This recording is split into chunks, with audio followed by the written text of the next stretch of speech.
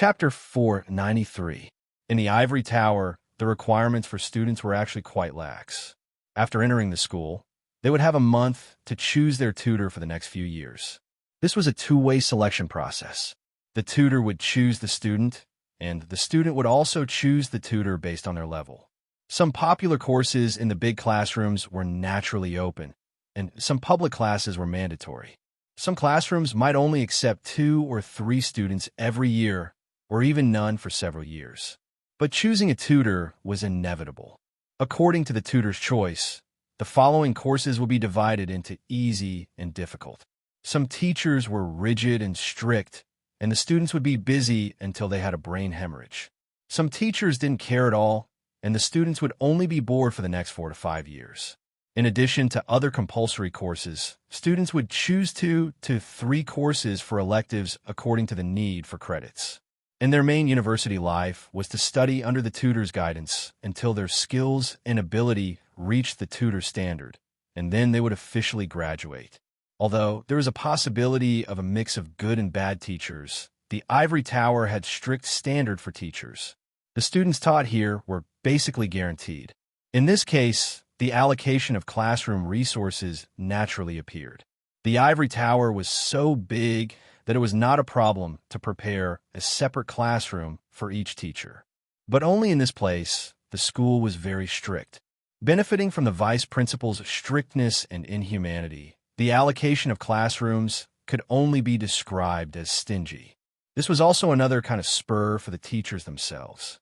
Although there were many empty classrooms, they were basically used by everyone in turn. It was like a regular university lecture, where one person would take over after the lecture. As the main lecturer of the course, whether or not they could get their own classroom was the prerequisite for getting an official seat in the teaching and research room. Otherwise, in the internal division of the school, people who didn't have their own classroom would always be classified as assistants, inferior to others. Now, do you understand the problem you have to face? Anton showed a gloating smile. In addition to the vice principal's teaching screening, at the same time, you have to fight for a classroom of your own. Is it very urgent? Huaisher sensed something different. What rare opportunity is there? There are only 3 opportunities to change and adjust the classroom every year. Chandra, the alchemist who was lecturing on metamorphosis chemistry, took over the conversation and continued. They are the beginning, middle, and end of the year respectively.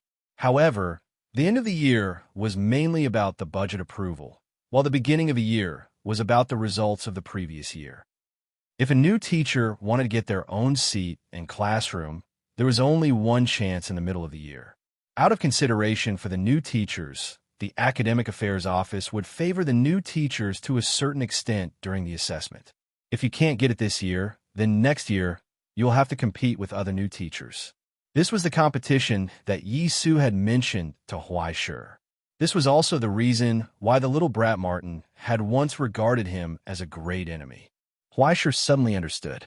At the same time, he also felt immense pressure. This is a fatal disadvantage for art classrooms like ours, Kelly said with a smile. You should know what I mean, right? Admittedly, the importance of each course was different.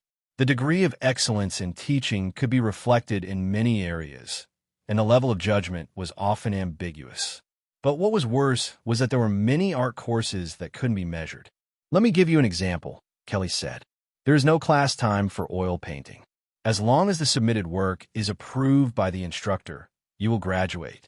In principle, there's also a situation where the first day of school and the second day of graduation. He paused for a moment and smiled proudly. By the way, that person is me. On the 3rd day, I became the lecturer of the classical oil painting classroom and had my own classroom. Andrea interrupted from the side. Since then, until now, in 17 years, only 23 people have graduated from the oil painting classroom. Ahaha, I can't help it. My standards are a bit high, aren't they? But the students nowadays are really too stupid. It's always disappointing. Kelly casually commented on his own students. He shrugged and looked at Huaisher. If you were the Academic Affairs Office, would you have a way to evaluate my contribution and my level? If Huaisher were the Academic Affairs Office, he would probably want to gouge out his own eyes. For such a casual teacher to be in charge of the classical oil painting classroom, it could only mean one thing. He was so awesome in oil painting that even if he didn't do any work every day, it was enough for the ivory tower to pay for him. And the other extreme is the one next to you. Anton pointed at Chandra. He mainly talked about the chemistry of alchemy. There is one class every month. Each class lasts 6 hours.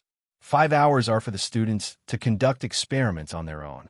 The teacher is responsible for guiding them from the side.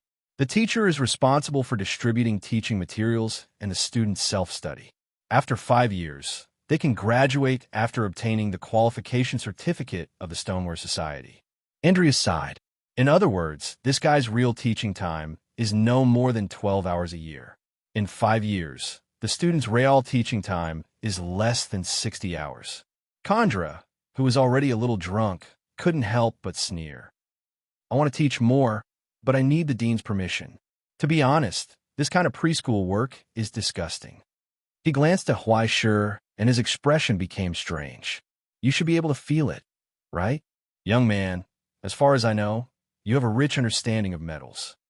Huaishir naturally knew what he was referring to. It was one of the basic principles of alchemy. Everything had a price, and knowledge was the most extravagant. This was the standard of a Stoneware Society. Putting aside one's own talent and ability, if one wanted to make progress in alchemy, one had to spend a lot of money, like a bottomless pit. And no matter how much money one spent, most of the time there was no sound or movement at all. This was the hidden meaning of the name alchemy.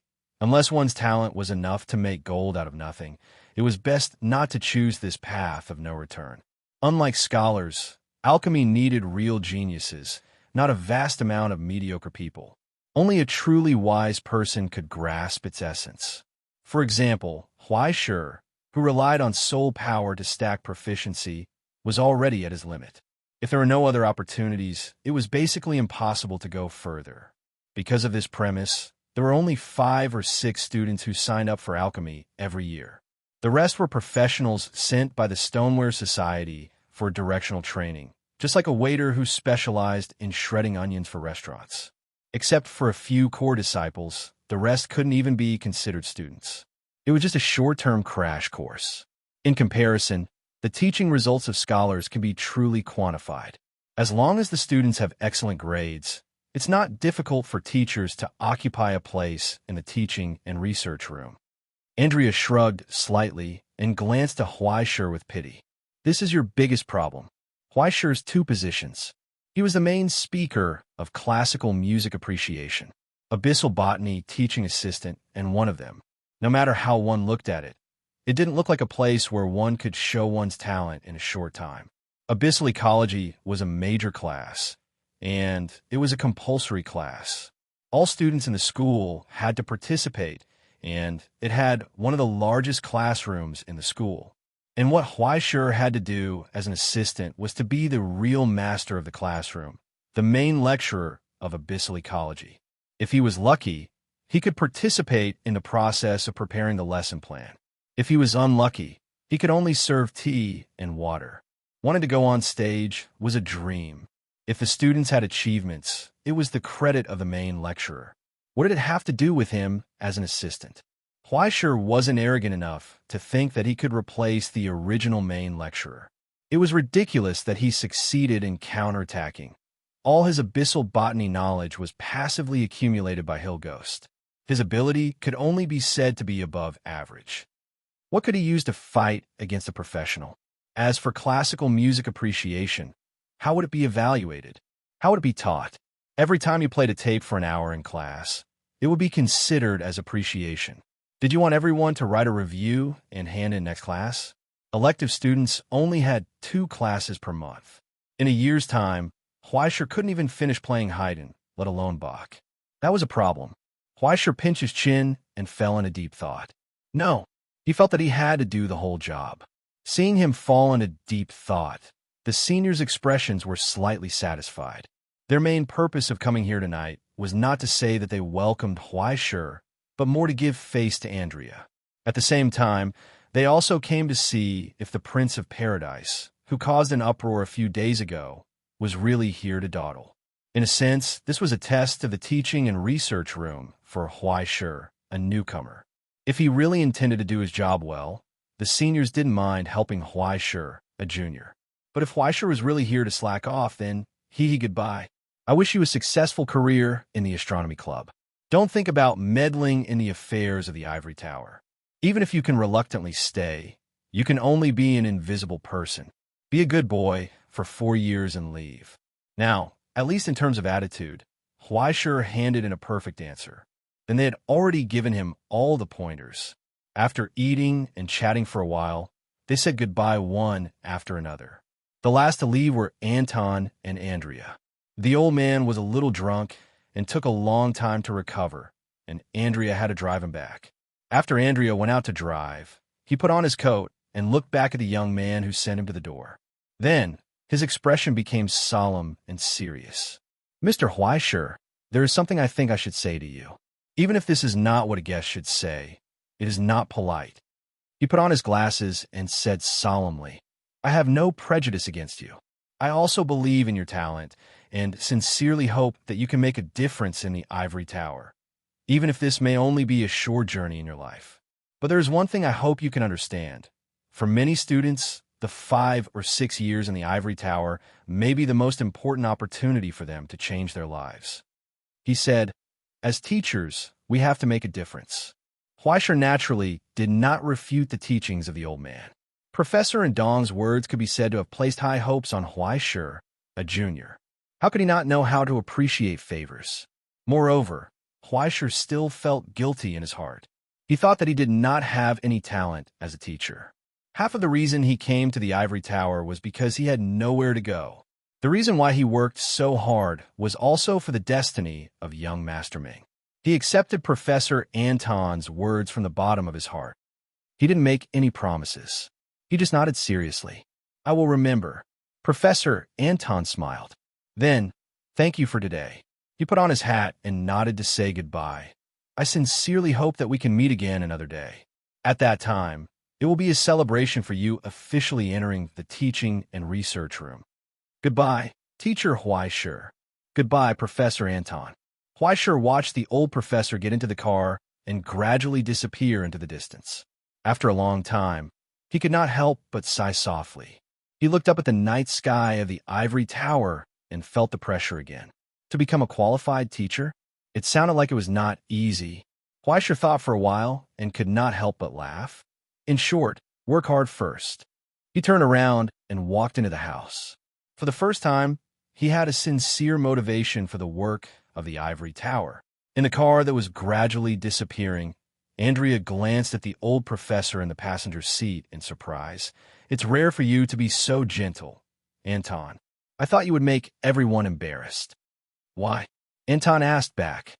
"Huh? Don't you hate political interference in academia? Don't you dislike those guys who come with impure intentions?" Andrea said, "I remember that at the meeting, you were the first to vote against it, right? What does an 18-year-old boy know about politics? What kind of impure intentions does he have?" Anton shook his head and could not help but sigh. "I wasn't worried that his intentions were impure, nor was I worried that he would do nothing. What I didn't want to see the most was someone bringing the crude style and habits of the Astronomy Association's inspectors to the ivory tower." He was silent for a long time before he said softly, "We are a school, Andrea. Even if it's an organization for the ascenders, we are still a school. This is an occasion for teaching and educating people, not a place for swords and knives." Andrea laughed. "I remember that you used to be a soldier, right?" "Yes, before I retired, I was a lieutenant colonel in the Russian Federation. Logically speaking, I should be superstitious about violence and swords." Anton looked at the quiet campus outside the window and the bright lights in the distant self-study room. His expression softened.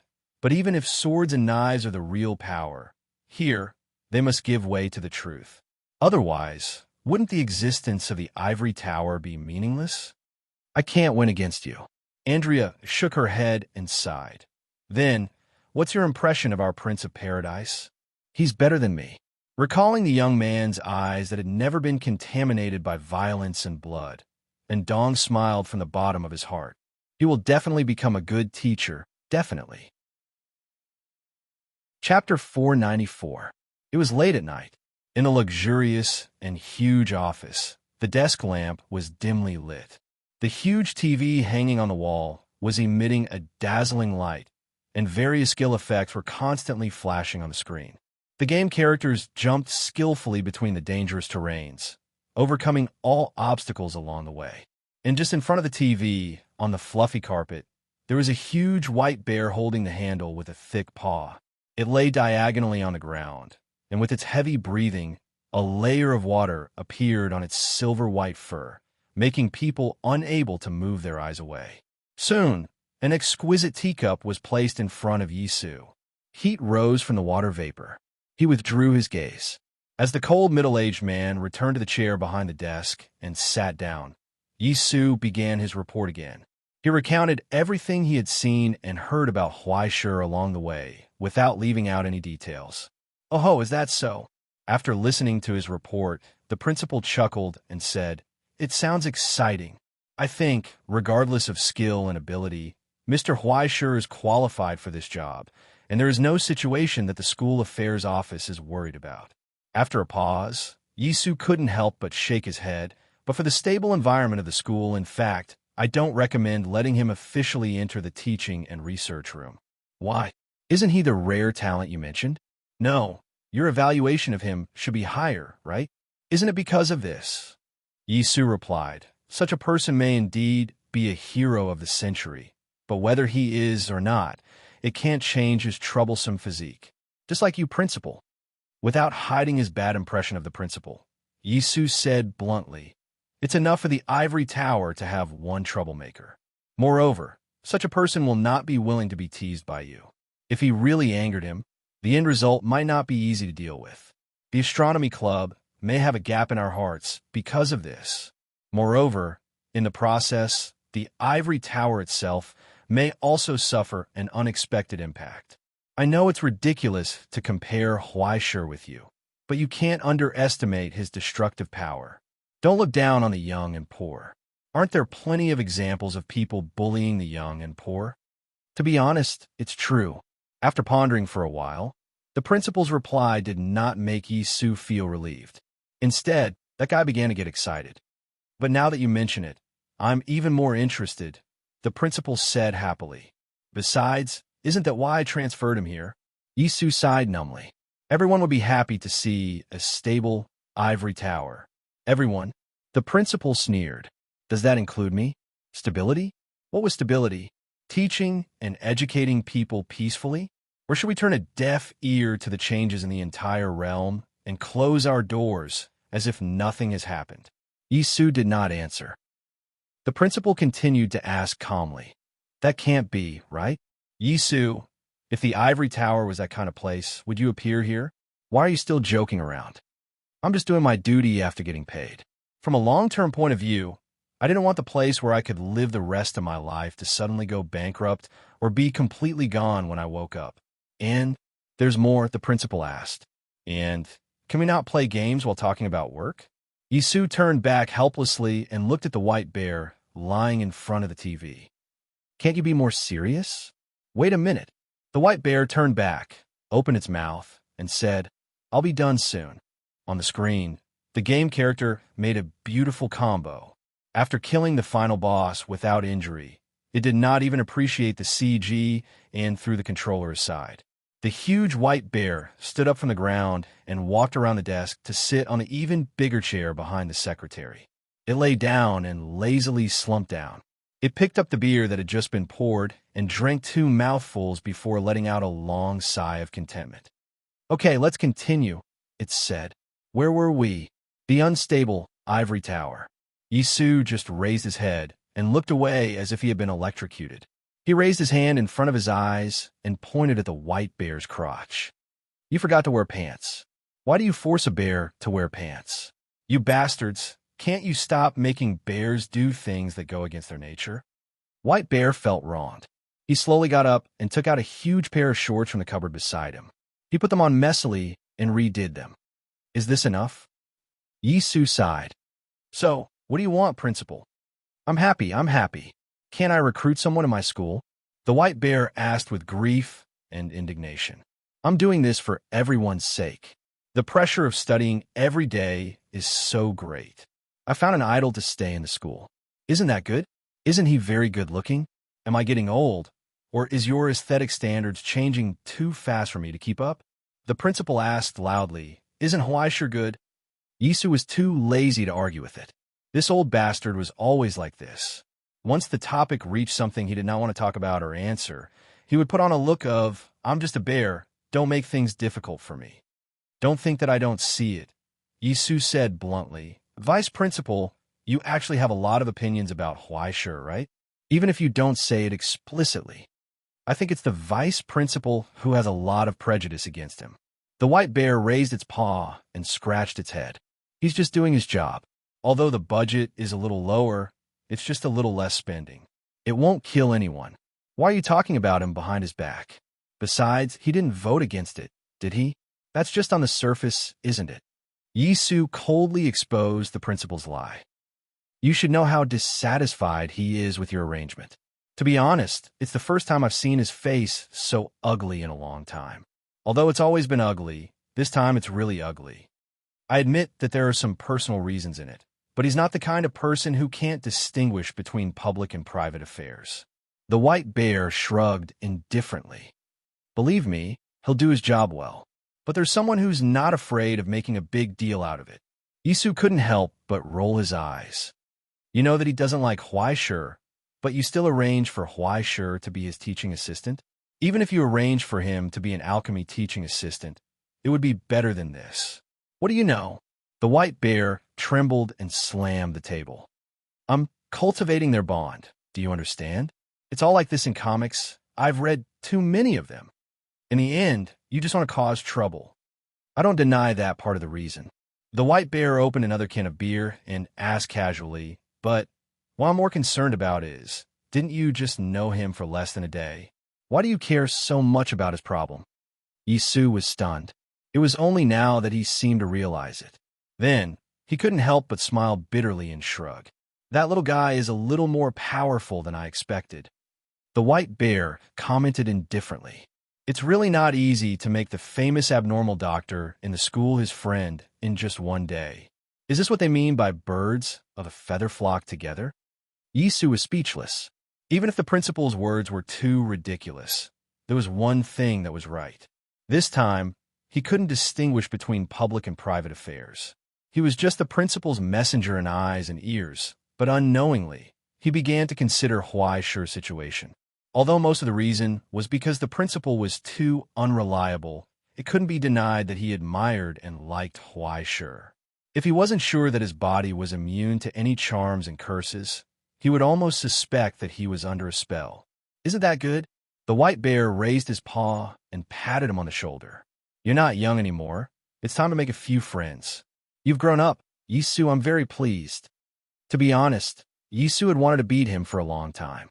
If it wasn't for the fact that he couldn't beat him, although I don't have to answer you on official matters as your old friend, I can at least guarantee that I don't have any bad intentions towards that little guy. Probably. You've already roughly said it yourself. People change, not to mention bears. The white bear shrugged. Besides, isn't the ivory tower a good place for him? Yisu couldn't refute this point. The ivory tower was indeed a good place. Even if he was very far away from a promotion and a raise, if he only desired knowledge and had talent, there was no better place in the world than here. Isn't that right? The white bear waved his hand. Okay, do you have any other questions? After hesitating for a long time, Yisu's expression became serious.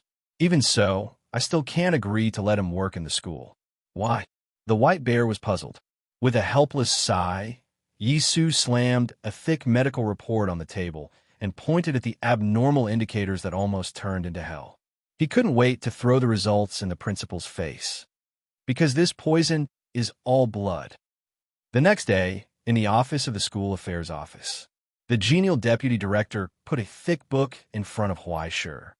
According to the school's procedures, after school starts tomorrow, the students have a month to fully select and apply for a mentor. Of course, this excludes students who already have arrangements before they enter the school. During this period, each classroom will be recruiting new students. But Mr. Huaisher, you don't have to worry. For a new teacher like you who doesn't have a fixed classroom, the school will arrange time and classroom and give you a certain amount of resources. He pointed at the thick rotation list in front of Huaisher, and his expression became serious. Because this affects the number of students in the next year, please choose carefully. Huaisher rubbed his chin and looked at the dazzling records. He started to have a headache. How do I choose? Chapter 495. To be honest, he was at a loss. There were too many choices to choose from. As a resource for new teachers, Huaisher could be the first to choose after the fixed classroom teachers arranged their schedules. In addition to the empty classrooms, he could also borrow the spare time of other classrooms. Of course, the premise was that the other classroom's manager agreed. In other words, as long as Huaisher's mouth was sharp enough, he could even borrow the auditorium to recruit students, but why bother? An elective course on classical music appreciation and only 5 credits was more or less an addition. Using the auditorium for this was a waste of resources. Now, there were more than 40 classrooms for Huaisher to choose from. They were of different sizes and locations. The closer ones were in the main building of the school, and the farther ones were even outside the school. The big ones were scary and could be used for explosion experiments. The small ones could only seat 4 or 5 people and could not even fit a blackboard. Huaisher looked at the densely packed forms and could not help but scratch his head. He did not know where to start. After thinking for a while, he looked up and asked directly, "Do you have any suggestions?" The deputy director of the school affairs office was stunned for a moment, and then he laughed. "You're a young man after all, and you still need an elder to show you the way. All right, since you've been making tea the moment you entered." He thought for a while and picked up the stack of forms in Huaisher's hands. After roughly flipping through them, he pointed out a few positions. "These are all very suitable," he said. "In fact, Xiaohui, what you need to worry about is not the location of the classroom, but the course itself." Huaisher did not speak and just listened attentively. 5 credits, an elective course that conforms to the rules, but in fact, it is not competitive. After all, the school mainly trains ascenders and not a large number of artistic talents. Therefore, this kind of elective course that is difficult to apply is actually biased towards embellishment. If my words offend you, please don't take it to heart. It's okay, please continue. Huaisher nodded, and his heart was calm. He was right. On the bright side, art was high and mighty, but in fact, when you were out of the earth and in hell, would you use art? Other than the historians of the archaeological team, who would care about this? Learning another abyss water filtration method was more reliable than this. For the vast majority of people, this thing was just to cultivate their sentiments. If they wanted to use it, it was really useless. Compared to other elective courses, classical music appreciation doesn't have direct competitiveness. After confirming that Huaisher wasn't angry, the deputy director continued. Therefore, we have to work on other areas. For example, if the homework is easier, there may be more students taking electives. Many students who have a heavy workload and don't have the energy to enroll in other complicated electives will consider this reason first. In my opinion, this is also a flaw in the school system, and it is very difficult to solve. Therefore, in principle, the school is against teachers taking the initiative to reduce homework to cater to the desires of the students. Xiaohui, you're a newcomer, so don't open this door for the sake of a temporary source of students. You have to pay attention to this point. The Teaching and Research Office has an account book. Huaisher nodded seriously and promised that he would not neglect his duties. However, from this point of view, the deputy director's words were somewhat contradictory. She advised Huaisher to reduce his homework and reminded him not to deliberately reduce his homework. However, after thinking about it carefully, there was no contradiction. He raised his eyes in understanding. In other words, I have to finish talking about the key points in the limited time in class so that the students can grasp the knowledge points even if there is not much homework, right? That's right. The deputy director smiled and nodded. The child was teachable. However, this is the most difficult point for you, right? To be honest, it was true. Classical music appreciation was not an easy job to solve. People's joys and sorrows were not the same. Even if there was music as a bridge, the feelings would always be different. This was normal, but it would make Huaishi's work more troublesome. As an art, the upper limit of classical music appreciation could be very high, but at the same time, the lower limit was also very low. Letting sheep go was letting sheep go, but if it was done carefully, it would be very troublesome. Huaishi began to have a headache. In addition, there is a small suggestion. The deputy director paused and reminded him, if there are additional things that can be taught, the competition may be stronger. Although the school does not encourage it, as long as it does not affect the normal teaching, the students are allowed to learn more things. Huaishi was stunned for a moment and immediately understood. This was probably the real focus of the insignificant elective courses, right? If he wanted to win students, he had to come up with his unique skills. Otherwise, who would care about classical art? In an instant, he suddenly understood. He happily patted his knee and nodded. Then, I will write a copy, he said in a loud voice. I write a copy very well, and I break a chapter very smoothly. It must be very promising. Although it is a little boastful, I'm still very confident in this. The deputy director did not react. He tilted his head and looked at Huaishi, not understanding the twist of his brain circuit. You see, some college students nowadays can't even figure out the format of their thesis when they graduate, right? Huaishi explained with exultation. If they can communicate and start writing and learning in advance, this kind of thing will not happen. Moreover, copywriting is broad and profound. This is not something that can be solved with good writing. If the official document is written well and the report is written beautifully, it will be easier for them to be promoted in the future, right? The deputy director looked at the young man in front of him blankly, wondering if there was something wrong with him. Am I here to look at this? Is that all? He asked with some uncertainty. What else is there? Huaishi looked at him blankly. Swords, spears, halberds, killing people and arson, and so on, are not things that can be taught in a university, right? The deputy director's expression suddenly became complicated. I think you may have some misunderstandings about us here. But allow me to ask, what do you plan to mainly teach? Classical music, cello. Huaishi replied in a loud voice. Art is wonderful. Okay, looking at his salted fish face, how could he not understand what he meant? It was obvious that he did not know how to teach. The deputy director was quite sympathetic and tolerant. To be able to teach in the ivory tower at the age of 18, he was already young and promising. After all, he was in the arts. He waited quietly until Huaishi picked up a pen, chose one of the few classrooms recommended by the deputy director, and signed his name. Here it is, he said. It's a rare, convenient location. The classroom is spacious, and it's close to my house. For some reason, the deputy director felt that the last one was the main reason. He looked down and could not help but gasp. Little brother, what's wrong with your taste? I've already eliminated so many wrong answers for you. How did you accurately choose the worst option among the remaining options? This location was simply a group of death. On the left was the electrical science classroom, which had become more and more prosperous in recent years. On the right was the border law, which had many die-hard fans and a stable foundation. And directly opposite was the exploration and engineering major of the Abyss Geography Research classroom.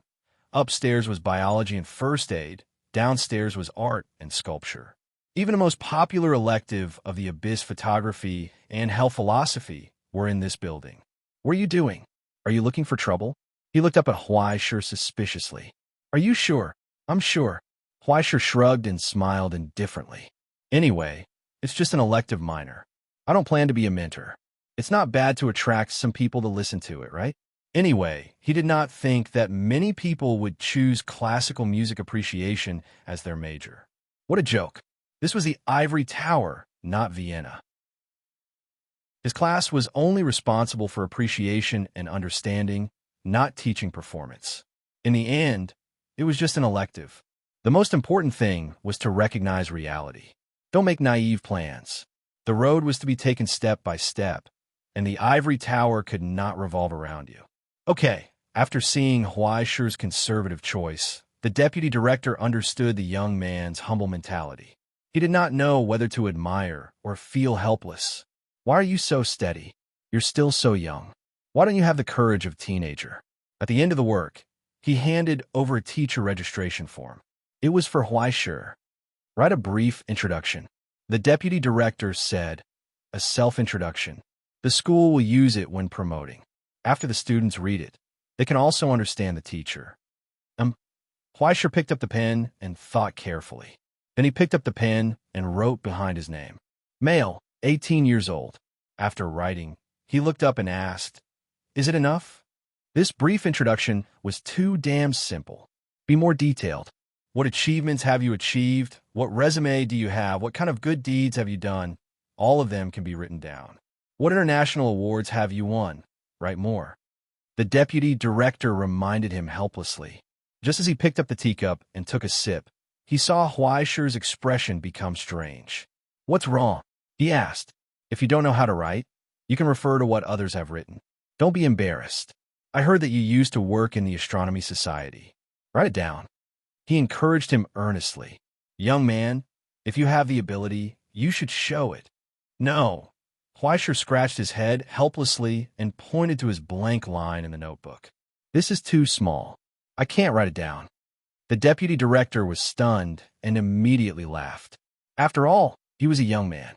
When he bragged, he had a way. Write it down, write it down. He held back his laughter and waved his hand generously. If it's not enough, I'll get you more paper. Then I'll write it down. Huaisher looked at him suspiciously. Then he picked up the pen and wrote, Inspector of Shanghai, Astronomy Society's Command Bureau. The deputy director nodded. Yes, an 18-year-old inspector. It means that his ability is amazing. Wait, Inspector of the Command Bureau? Are you sure? He began to feel that something was not right. Young man, don't write nonsense. Chapter 496. The Astronomy Society likes to arrest people. The deputy director became nervous. What if we're reported and sent to the trench prison? Huaisher looked at him blankly and took out his ID from his pocket. It was the same one. He was still working in this position, but he had to continue his studies and stay on without pay. Can I write it? He hesitated.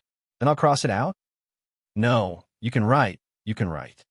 The deputy director swallowed his tea and forced a smile. Little. Ahem. Teacher Huaisher is young and promising. You're really amazing. But before he could react, Huaisher's pen paused for a moment, and she wrote another word, catastrophe musician. The deputy director's hand trembled. Compared to the inspector just now, this was easier to accept. Geniuses were everywhere. Otherwise, why would he teach in the ivory tower? Well, common. Then, Huaisher's words almost made him choke on the tea in his mouth. Do I need to write the part about the temporary colonel of the Dark Army? No, this seems to be confidential. I'm sorry. Please pretend you didn't hear it. Don't tell anyone else. Are you King kidding me? The deputy director coughed for a long time and gasped for breath. If you can't say it, then why did you say it? How could an office worker like him talk about such things? Huaisher's pen paused for a moment and then quickly began to write. Abyss cooking demon. It took up another space. The deputy director's expression twitched. He wanted to say something, but stopped. He looked down at the tea that Huaisher had made for him when he first came in. His heart that had just warmed up instantly turned cold. Oh my God, am I going to die? Is it too late to wash my stomach now? Legendary investigator of the darknet. It took up another space. The deputy director swallowed his saliva and his eyelids twitched. So terrifying, this kid must not be left alive. Then, when he saw Witch's Knight anointed, the deputy director was already numb. When he saw Asian Rookie Competition 3rd place, he didn't react. However, in his eyes, the smiling young man seemed to have transformed into Godzilla, gnashing his teeth and sucking blood, his claws and fangs ferocious. He only had one question now. Which mother of Asterisk was it that said this young man had no experience and wanted him to guide him? How was he going to carry it? Who would bring it? What the hell? When Huaisher wrote Prince of Paradise, he only wrote the word joy, and such a long form couldn't be filled. The last 3 words could only be turned downwards. There's still a lot of things that I can't remember all of a sudden. Huaisher sighed in distress. He raised his head and asked, Ling's Decapitation King and Judge are not normal nicknames, right? At this moment, he realized that the associate director's face had almost turned green without him noticing. That's enough. That's enough. Many teachers are already inferior to you. The deputy director squeezed out a smile. Well, that's all. I'll arrange the rest. Then, I'm leaving. Huaisher was a little unsure. Sigh. Okay, take care. The deputy director was stunned for a moment. Then he nodded frantically and warmly sent him off, until he saw Huaisher turn downstairs and disappear at the end of the line of sight outside the window. He plucked up the courage, took out his mobile phone, and began to search. Is the tea made by the Abyss cooking demon drinkable? Waiting online urgent. He felt that something was not right. Huaisher stood in the middle of the road for a long time. He couldn't find any clues, so he could only shake his head. Tomorrow was the official start of school. Before that, he had to do a lesson plan carefully.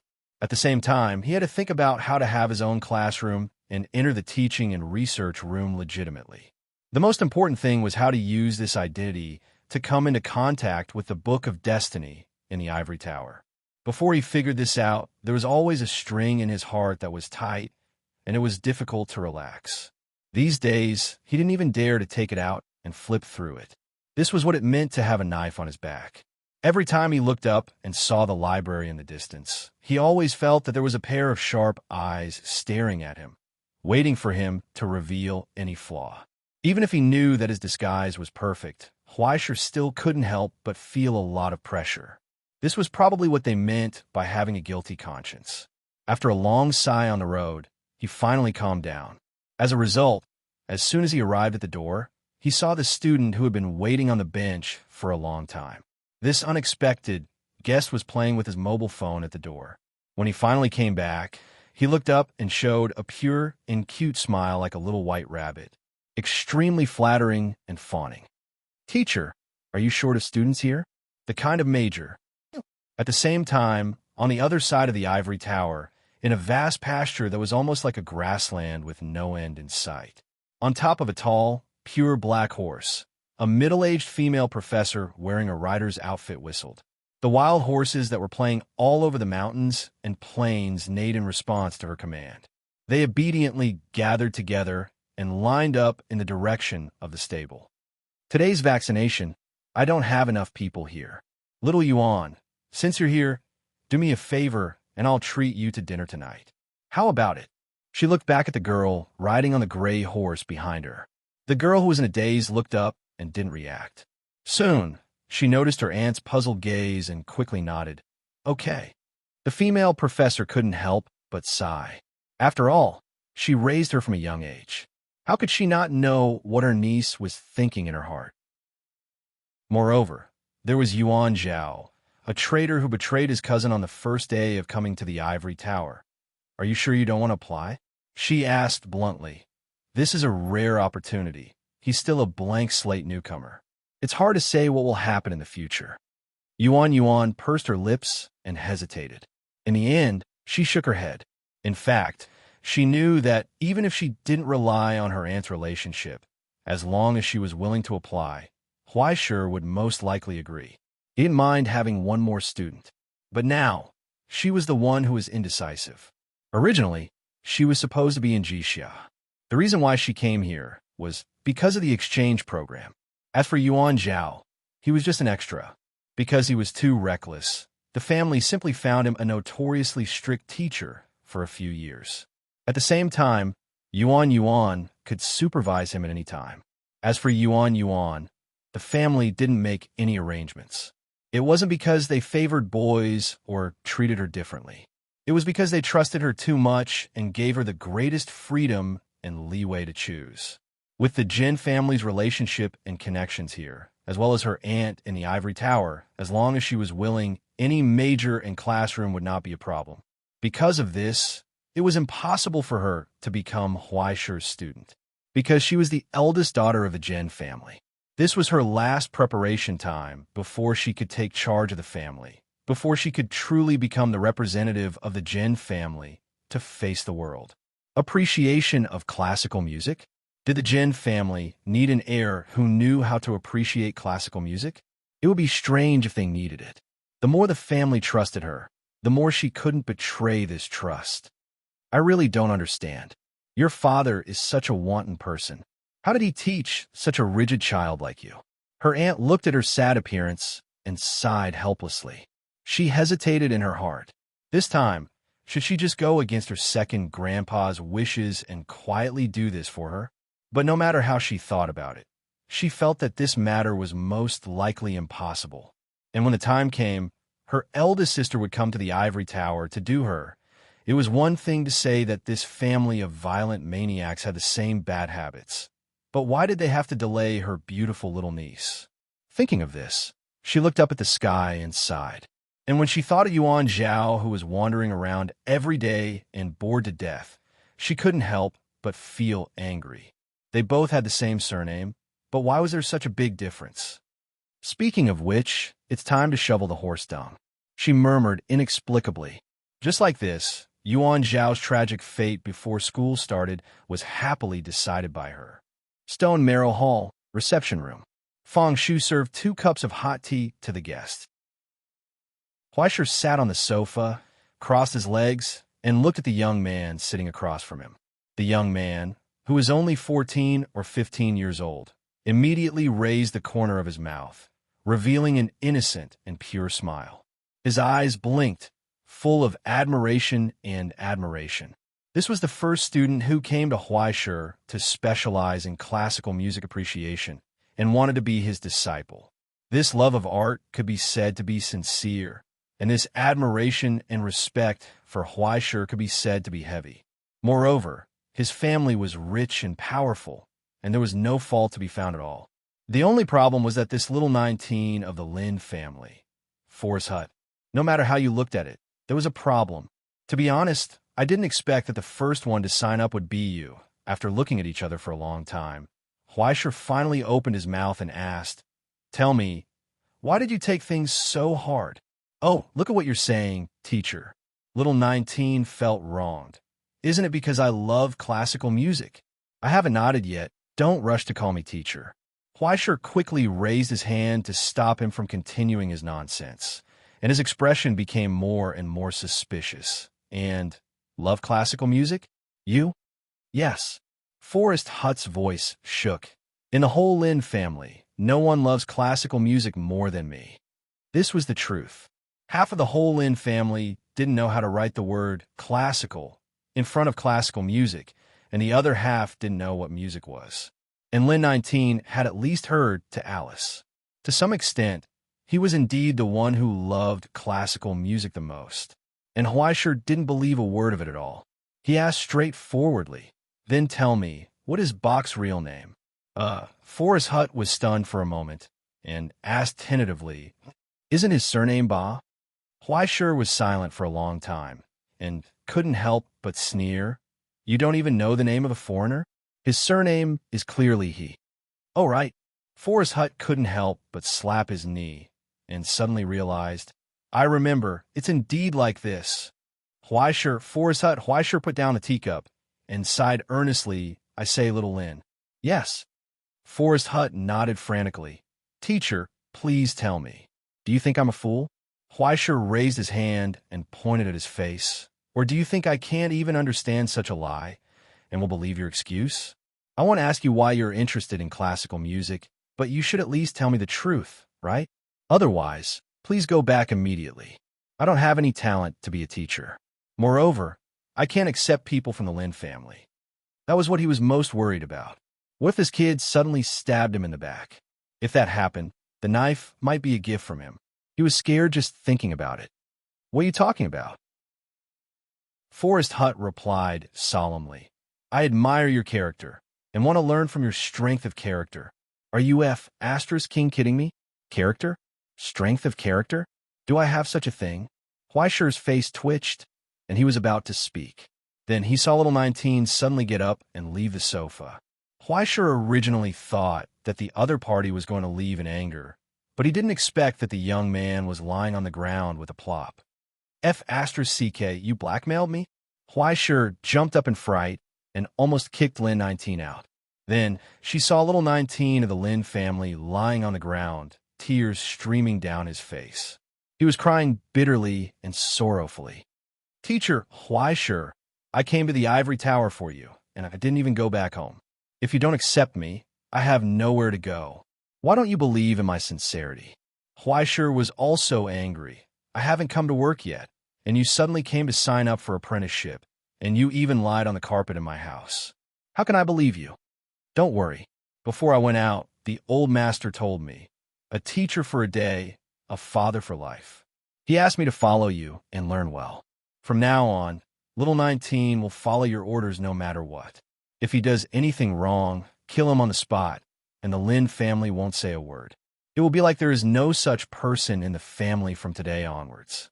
After that, according to the rules of Dongxia, little 19 of the Lin family knelt on the ground, and before Huaisher could react, he kowtowed to Huaisher, kowtowed a few times, and held up a recommendation letter written by the old master, waiting for the response. In the silence, Huaisher was stunned. He had been gasping for air for 15 minutes, but his brain was still a mess. He really couldn't understand. What kind of show is this? Chapter 497. Inexplicably, a student fell from the sky. He cried and shouted that he wanted to be his disciple, as if he had suddenly become a top boss like Xian Yao, and as long as he clung to his thigh, he would have a meteoric rise, a promotion, and a raise, and walk to the peak of life. Even the big boss, who used to be high and mighty, wrote a recommendation letter in his own hand, and asked for the young man's opinion in a kind and amiable manner. "Little brother, my good-for-nothing great-grandson cried and shouted that he wanted to be your slave. Do me a favor and accept it, okay?" Huaisher lowered his head and looked at the short recommendation letter. He turned it over and over again to make sure that he was not hallucinating and that he was not drugged. There was also no curse or hidden malice in the letter. On the other hand, Lin Shizhou seemed to be sincere and sincere. He didn't seem to be plotting anything, but something didn't seem right. To be honest, the people of the Lin family were all evil, but they should not be so brainless. Moreover, the tone was extremely polite, and he had given him a lot of face. But did he really dare to disagree? If he agreed, everything would be fine. If he did not agree, would the current candle dragon still care about his reputation? If he really flew into a rage out of humiliation, he would be able to stab Huaisher to death here from 100,000 miles away. From the bottom of his heart, Huaisher did not want to accept this student. First of all, no matter how he looked at Lin Shizhou, he did not look like an artistic youth who loved classical music from the bottom of his heart and cried and shouted that he wanted to play the cello with Huaisher. Secondly, the people of the Lin family were not kind people. If they took the path of evil, they would not be wronged even if they were shot to death 10 times. Compared with this kind of monster family who grinded teeth and drank blood like flies, Huaisher, who set the sky and set the sky, was just a sled dog. How could he be the head of the family if he acted like a dog? In today's ivory tower, although the relationship between a teacher and a student was not as close as that between a teacher and a student in ancient times, even if he was just a teacher, he could not escape if something happened to his student.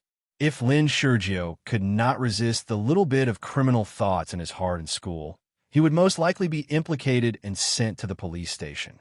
Maybe when he was walking on the road, eating hot pot and singing, a big black pot would fall from the sky and cover his head. He could not even take it off. The current Lin Shizhou, no matter how pure and harmless he looked, was, in essence, still a troublemaker. Huaisher, now that he had finally enjoyed a peaceful life for more than half a year, he really did not want to jump into a pit again. Therefore, he felt more and more helpless. He lowered his head and looked at Lin Shizhou, who was lying on the ground, unable to get up. He couldn't help but look up at the sky. "Why? What do you think is good about me? I'll change, okay? Why are you so fixated on me?" "Teacher, what are you saying?" Lin Shizhou was still lying on the ground shamelessly. While Huaisher was not paying attention, he had already hugged his thigh and answered solemnly, "Master, you are an upright person. You have always been clean and honest.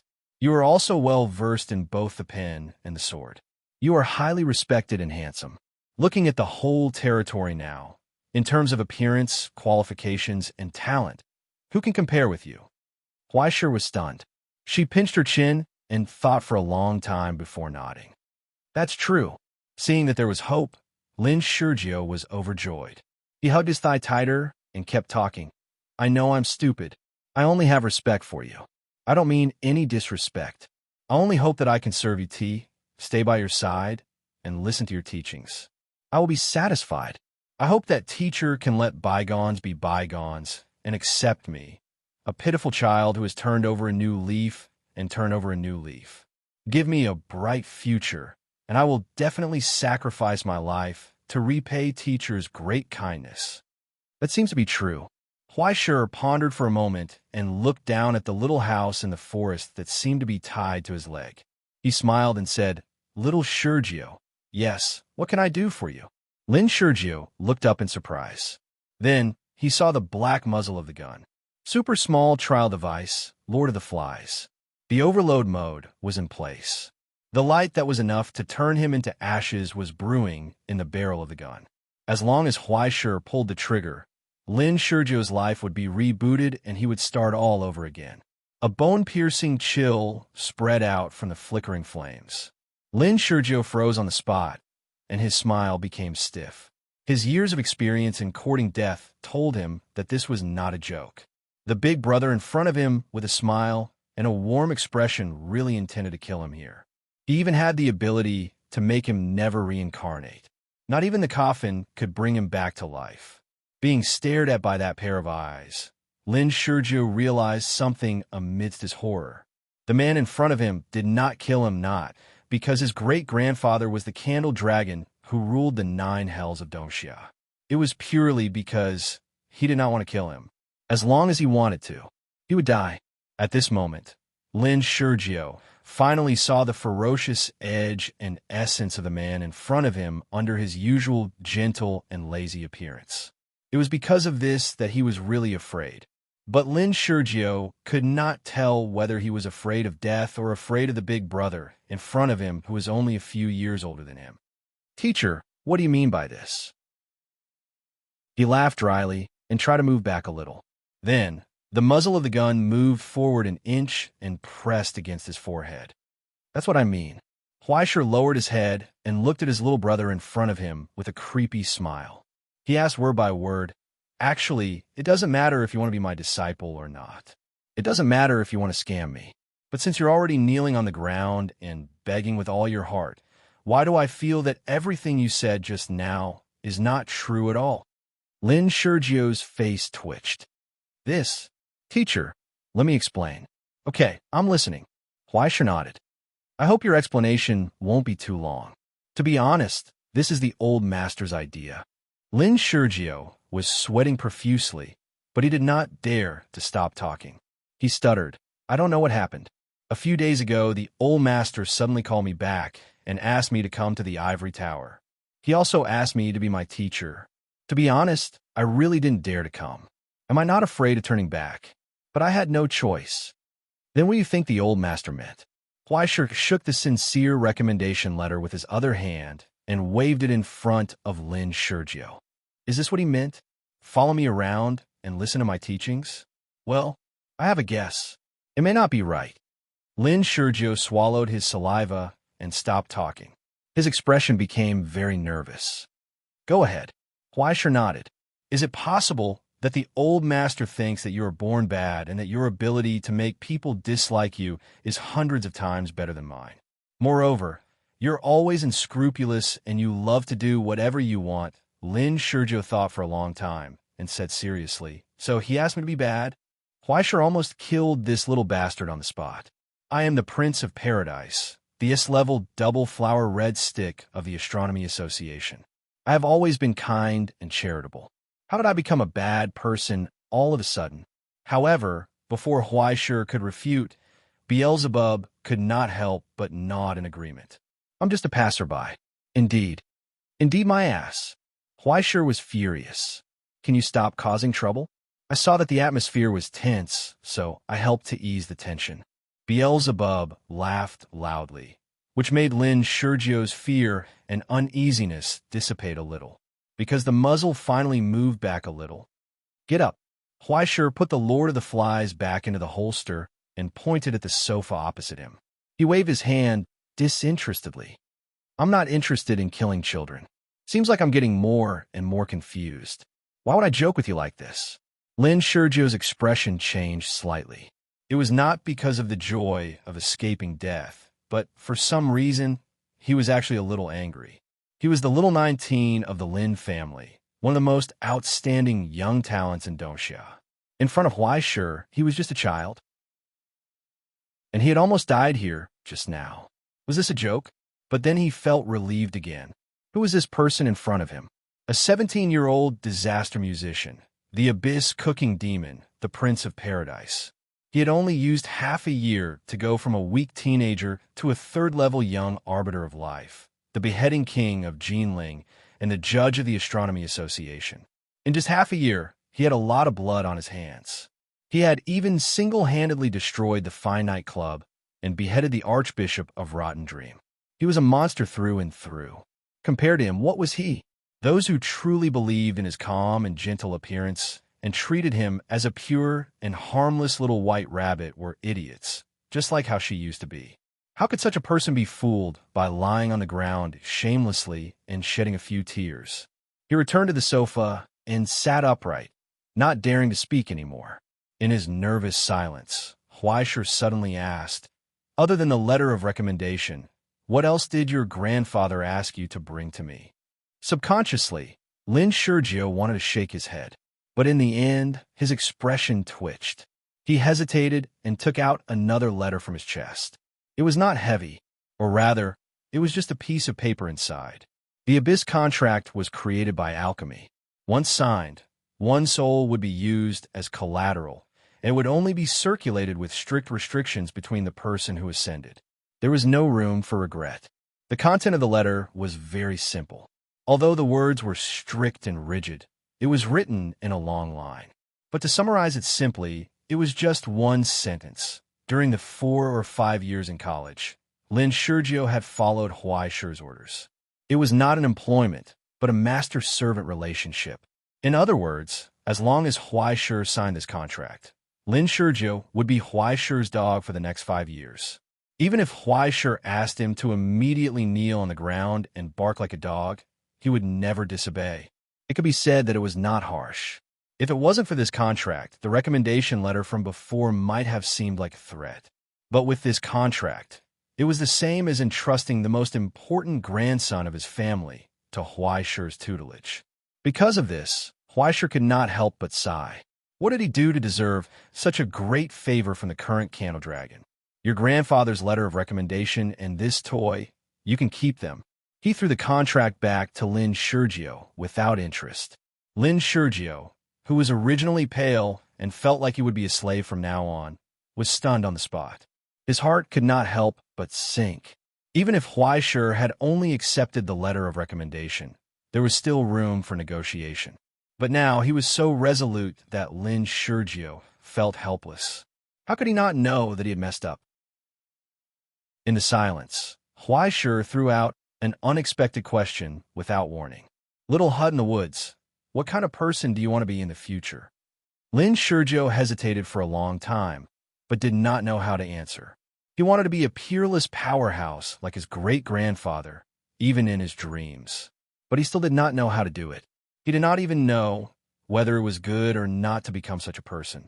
The Lin family's path of evil was destined to be accompanied by slander and glory. Evil was inseparable from duty. For people like Lin Shurjio, even if they obtained power, they would only suffer for eternity. Even if the idea of bringing little junior brother along was an alternative, how effective could it be? Moreover, wouldn't being a keyboard warrior and internet troll make him feel uneasy? Although he did not want to admit it, many times, when Lin Shurjio heard many rumors about Huaishir, he envied him from the bottom of his heart. He envied the person in front of him who did not have to do evil for power. After a long silence, he slowly shook his head. "I don't know. Then treat this as your graduation project." Huaishir calmly waved his hand. "Remember to wake up early tomorrow and decorate the classroom with me. As a student, you should have the self-awareness of a student. Don't just browse Weibo. Little Hut in the Woods was stunned on the spot in disbelief. Why? Didn't you come here to sign up? Huaisher asked. It's okay if you regret it. You haven't filled in the form anyway. That's not what I meant. What I meant was, Teacher, didn't you already say that you don't want the old master's recommendation letter? He held the two items in his hands in shock, unable to understand Huaisher's thoughts. I accepted you not because of the Candle Dragon's recommendation and the contract, but because your great-grandfather really wanted to entrust his great-grandson to me. Huaisher's expression became complicated. He could not help but shrug. You might not believe it, but ever since I came to the Ivory Tower, he was the first person who thought that I could take on the responsibility of a teacher and do this job well. As a teacher, I have to repay the trust of a parent, right? Moreover, he paused for a moment. His gaze became particularly playful as he scrutinized little 19. Do you really think that without the contract, I can't punish you? At that moment, the little house in the forest could not help but shiver. Being stared at by this pair of eyes that were as quiet as the abyss, he actually had the illusion that the old master was looking at him. Until now, there was no longer any struggle or unwillingness in his heart. He had finally accepted his fate. He could not win in a game, nor could he win in a fight. What was there to be embarrassed about having such a person as his teacher? At that moment, Lin 19 did not dare to slack off. He obediently stood up and lowered his head to serve tea to his future teacher according to the etiquette of Dongsha. Then, let's get the ugly words out of the way first. Huaisher picked up the tea, but was not in a hurry to drink it. He raised his eyes to look at the student who had descended from the sky. You should know what you can do and what you can't do. I didn't become ascended because I could kill and commit evil. I hope you're not one of them. Otherwise, I won't have to do anything. Any random professor in the school will crush you to death. You understand this, right? Lin 19 nodded frantically. He could not be said to be the most scheming or the most capable in the Lin family, but he was definitely the best at taking advantage of the situation. In a place like the Ivory Tower, where was there room for him to act rashly? The third rule of the Lin family was that it was not advisable to commit crimes against the wind. Moreover, how could he have the courage to play tricks in front of his current teacher? Then, that's all for today. Huaisher finished the tea in the cup in one gulp and smiled gently. Remember to rest early when you go back. After the opening ceremony tomorrow, quickly come over and help with the work. As for what you want to learn, be it classical music, combat skills, or alchemy, it's up to you. We still have a long way to go, so it doesn't matter if it's a day or a night. First intimidate, then beat, and after beating, he would give a sweet date. First, he would deter his subordinates from having any ill intentions, and then gradually establish his authority over time. After he came to his senses, Huaisher felt that it was strange. Why was he so familiar with this? Lin Shurjo hesitated for a moment, but he did not leave. Instead, he stood respectfully beside Huaisher. Since he had already boarded the pirate ship, he had to show his allegiance to his teacher and let him know his ability. With this plan in mind, Lin Shurjo said, Student has 3 strategies which can help you successfully have your own classroom and officially enter the teaching and research room. Huaisher was stunned. He himself did not have a brain.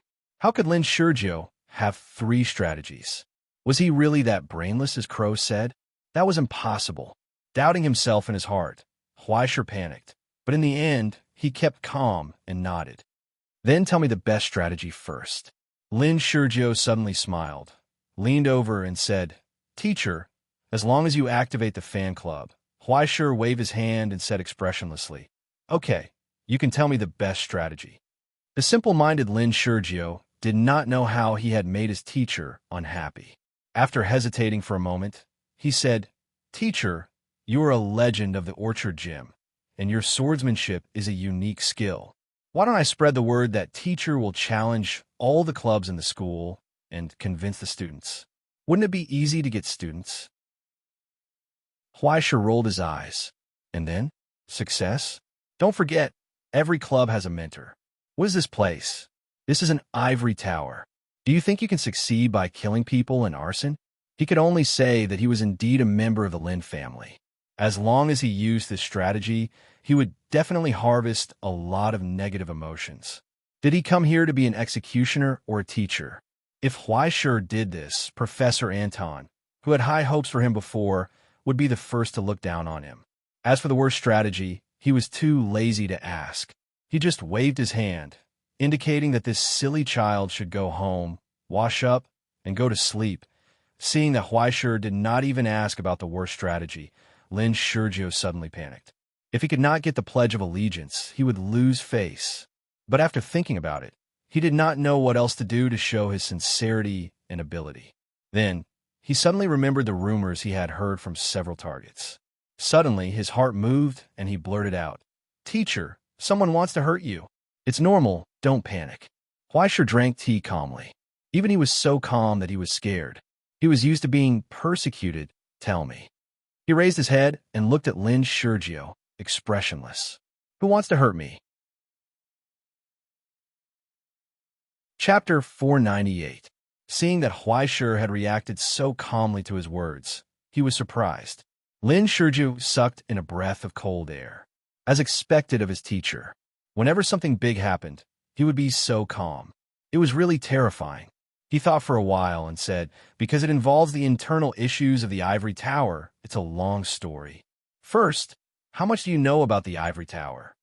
Huaishur thought for a long time, reached out, and took out a brochure from his pocket. "I know everything that's written on it.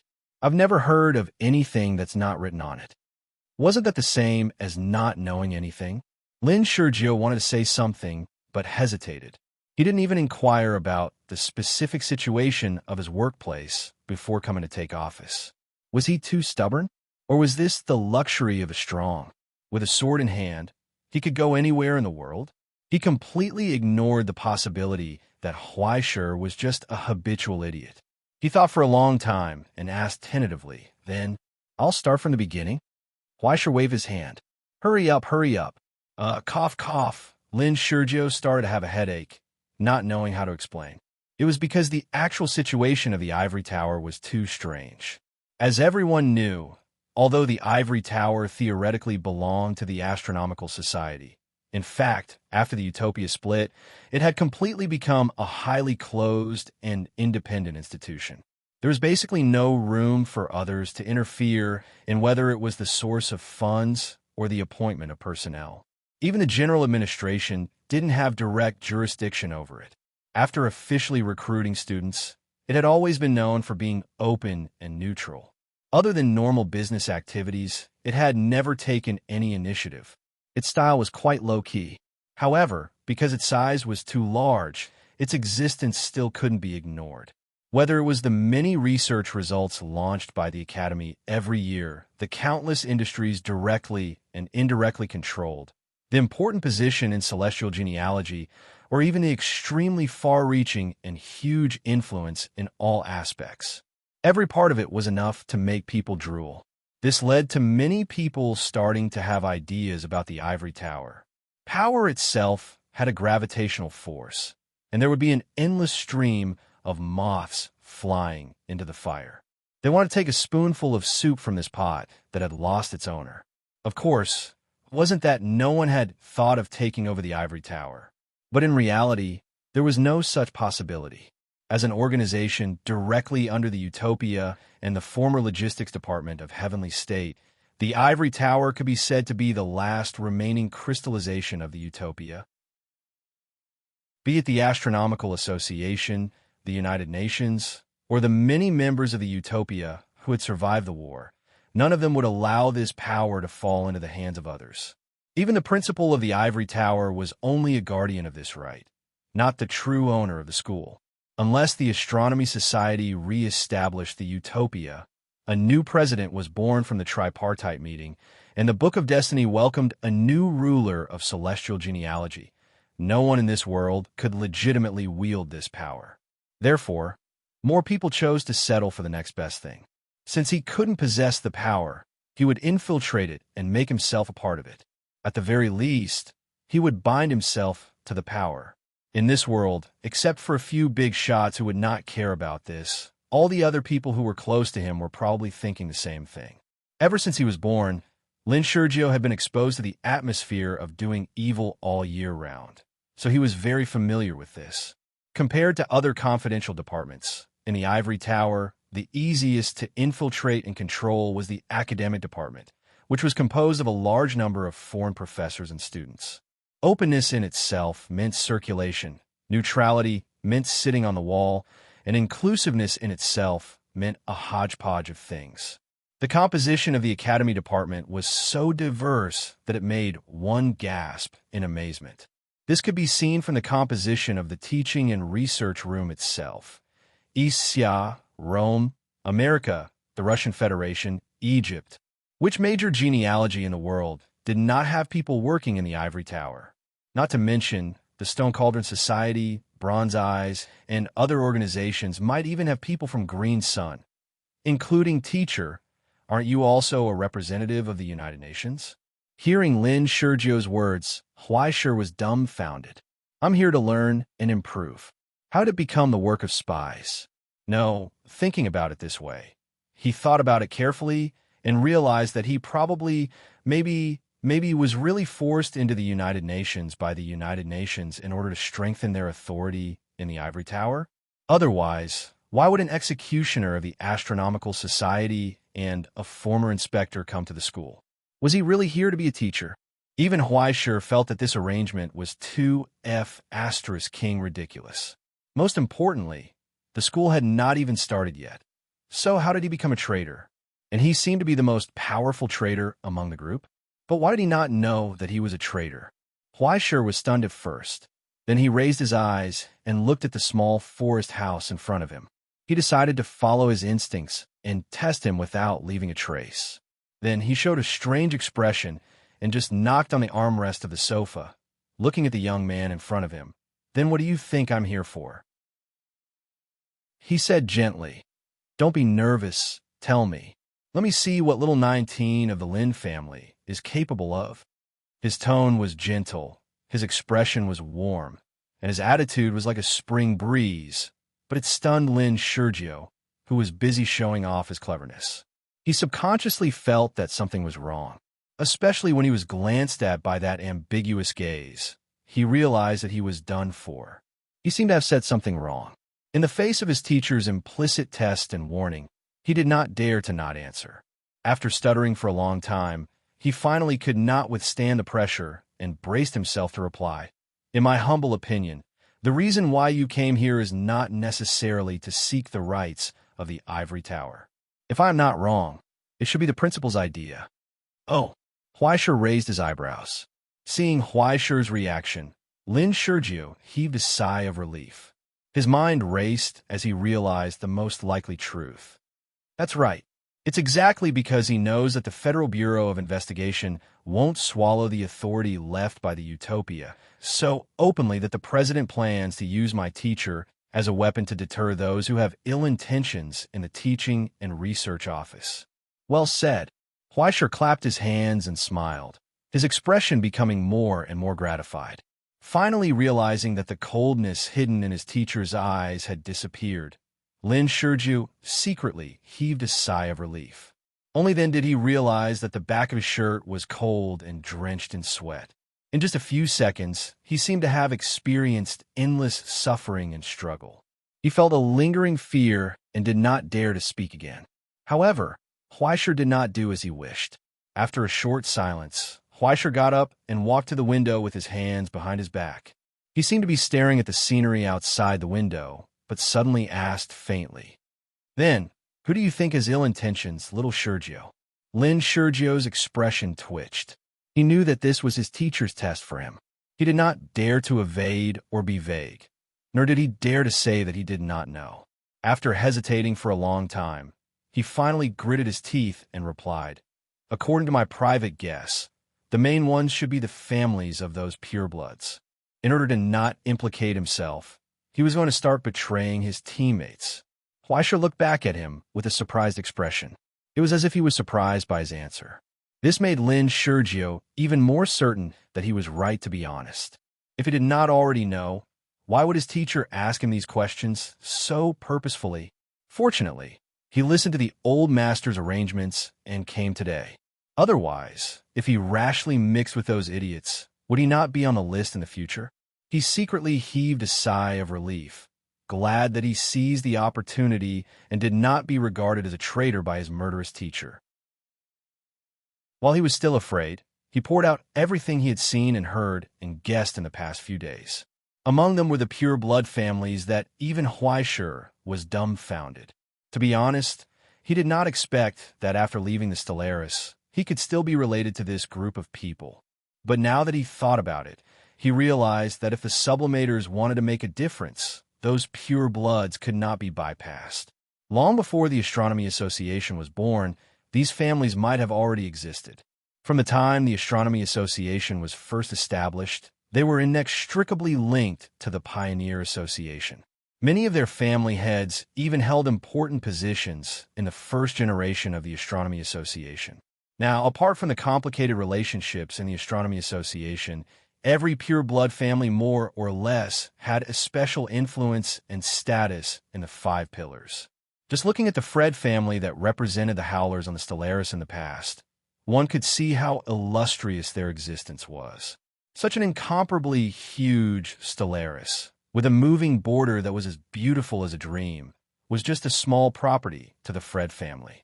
It could be said that the current 70 or so pure blood families were all at the peak that the old master of the Ian family dreamed of climbing to. Even if they could become the worst, it was enough to make the Ian family, a country bumpkin with a shallow background, laugh out loud from their coffins. They were an important part of each lineage, even the backbone. Among them, naturally, this included existences like the Yuan family and the Lin family. That's right. Not only was Huaishur's good brother Yuan Zhao, but even the little 19 in front of him was actually a pure-blood sublimata with good roots. Otherwise, how could he have been accepted by the brotherhood and society formed by the pure bloods in the Ivory Tower? How could he have gotten wind of this? Just like, Lin 19 explained, including the Howlers, the Motionless, the Sugawara family, the Ptolemy family, and so on, the pure bloods have been constantly trying to expand their influence in the Ivory Tower. They have supported their representatives to join the teaching and research room, and, to a certain extent, control the power within the Ivory Tower. Now, the ones who are obstructing them are them. Huaishur was dumbfounded. How'd I know? I've never even heard of it. Okay? Thinking of this, he couldn't help but frown and look back, being swept by his teacher's gaze that implied dissatisfaction and suspicion. The expression of the little house in the forest became more and more uneasy. He panicked and defended himself. This student only heard some rumors by chance. I definitely didn't overestimate myself and get involved, afraid that he would be killed on the first day of his apprenticeship. Lin 19 wanted nothing more than to pounce on Huaishur and cry and beg him to sign the contract prepared by his great-grandfather. It's not that I didn't do it. Our Lin family is not on the same side as them. Teacher, you must believe me. Huaishur was even more confused. He couldn't figure out what was going on. Why did this silly child start crying while talking? Amidst his confusion, he pinched his chin and thought for a while. After careful analysis, he came to a realization. This child couldn't have been bullied by those pure bloods because he was too young, right? Chapter 499. At the end of the day, it was all the fault of the Ivory Tower's harsh evaluation system for fixed classrooms. To a certain extent, the overly cautious evaluation process also played a good role in protecting the school's spirit from outside infiltration. If more than 30% of the members of the teaching and research room did not agree, then it would be impossible to establish a foundation in this school. This led to a paradox. Mud that could not be helped up to the wall could not be helped up, and teachers with excellent academic background and teaching ability did not need the support of other external forces. Even if a few were sent in occasionally, they would quickly be assimilated by the cohesion of the Ivory Tower itself. Over the years, the only person with a pure blood background and a high position was the vice principal, Mr. Isaac. It was thanks to this gentleman's support that his successors were able to stand firm in the Ivory Tower and not lose their own positions. And most importantly, the Ivory Tower did not care about the infiltration of the purebloods. At least, many teachers in the teaching and research room were not interested. Most things that existed objectively had their reasons and reasons. The existence of the purebloods itself proved that they had outstanding abilities, talents, or skills, and those who could teach in the ivory tower more or less had unique talents. Did they have to be rejected just because their families were rich and powerful? It was not a problem for the purebloods to fight for their own position in the teaching and research room. Why not? It was normal for the capable to be at the top at any time. Even professors with a background in green sun could be tolerated here. So what if a few pureblood families came? Did they not want to be teachers when they came? Did they want to just eat and not work when they came? Therefore, the source of Huaisher's current predicament was instead the escalating conflict and struggle between the principal and the vice principal over the years. At such a sensitive time, Huaisher fell from the sky. This change was generally seen by both sides as a blow and a warning from the principal to the vice principal.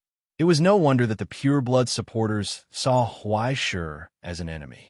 In the end, no one would have thought that. Huaisher had not even seen the principal until now, and did not even know what he looked like. He had become the principal's tool in such a muddle-headed manner. That old bastard is too much. Huaisher gritted his teeth and couldn't help but curse. That's right, that's right. Little Hut in the woods nodded in agreement. I heard that Vice Principal Isaac is cold and harsh. He has never been kind to anyone. This time, our teacher will definitely be treated as a thorn in his side. What? Huaisher looked up at him in shock. He felt that he had misunderstood something. Didn't his student, Martin, overestimate himself and try to show off in front of you? If there was no relationship between the two of them before, Lin Sergio would have been happy to laugh at Martin. Now that he had become Huaisher's student, he had to put the dignity of his teacher first. Naturally, he would remember Martin's words. Even their hatred and fear for the vice principal grew. Now that you've become his teaching assistant, he'll definitely make his move in secret. As he spoke, he made a gesture of slitting his neck with a gloomy expression. Even if it isn't to this extent, he won't let you get the only classroom slot at such a crucial time this year. At that time, there will definitely be people causing trouble. Therefore, it's better for us to strike first and gain the upper hand. As long as I go undercover and sneak into the inner circle of the purebloods, it won't take me 5 days to figure out who is playing tricks inside. At that time, I'll make a list, and our teacher can easily remove those clowns. Wait. Lin Sergio became more and more excited. He had already talked about how to frame people and secretly kill them, or how to let Huaisher directly find a crime and behead them one by one. As long as they could lure the snake out of its hole, then besiege Wei to rescue Zhao. Lin Sergio would deceive everyone and substitute one person for another, while Huaisher would fish in troubled waters. Finally, they would take drastic measures to frighten the clowns. Huaisher could only say that Lin Sergio was indeed the most promising child of the Lin family. He was thoroughly evil. Lin Sergio could only hurriedly stop him before his words became more and more outrageous. Apart from other things, your idea of going undercover is F**king outrageous. Huaisher stared at Lin Sergio with an unhappy expression. Am I here to be a teacher or to fight? Do you want to be a student or a cannon fodder? Besides, I'm an inspector of the Central Bureau. Even if the vice principal doesn't like me, will he really kill me with one finger? Lin Sergio was embarrassed and speechless. After this, he didn't know whether he had received the proof of allegiance or not, and it was so embarrassing, which really made him feel a little helpless. But when he heard Huaisher sternly refuse to go undercover and that he didn't need to be a traitor's tool, he suddenly felt relieved. Wasn't that good? He directly killed Lin Sergio's undercover plan from a seedling. Huaisher began to have a headache. It seemed that there was still a long way to go before he could correct this boy's tendency to be sneaky. He could only take it slowly in the future. But since a student was so concerned about his own affairs, Huaisher didn't want to pour cold water on him and drive him away. After a series of adept, comforting, and encouraging words that even surprised himself, he sent Lin Sergio back. After returning home, he subconsciously wanted to discuss with Crow.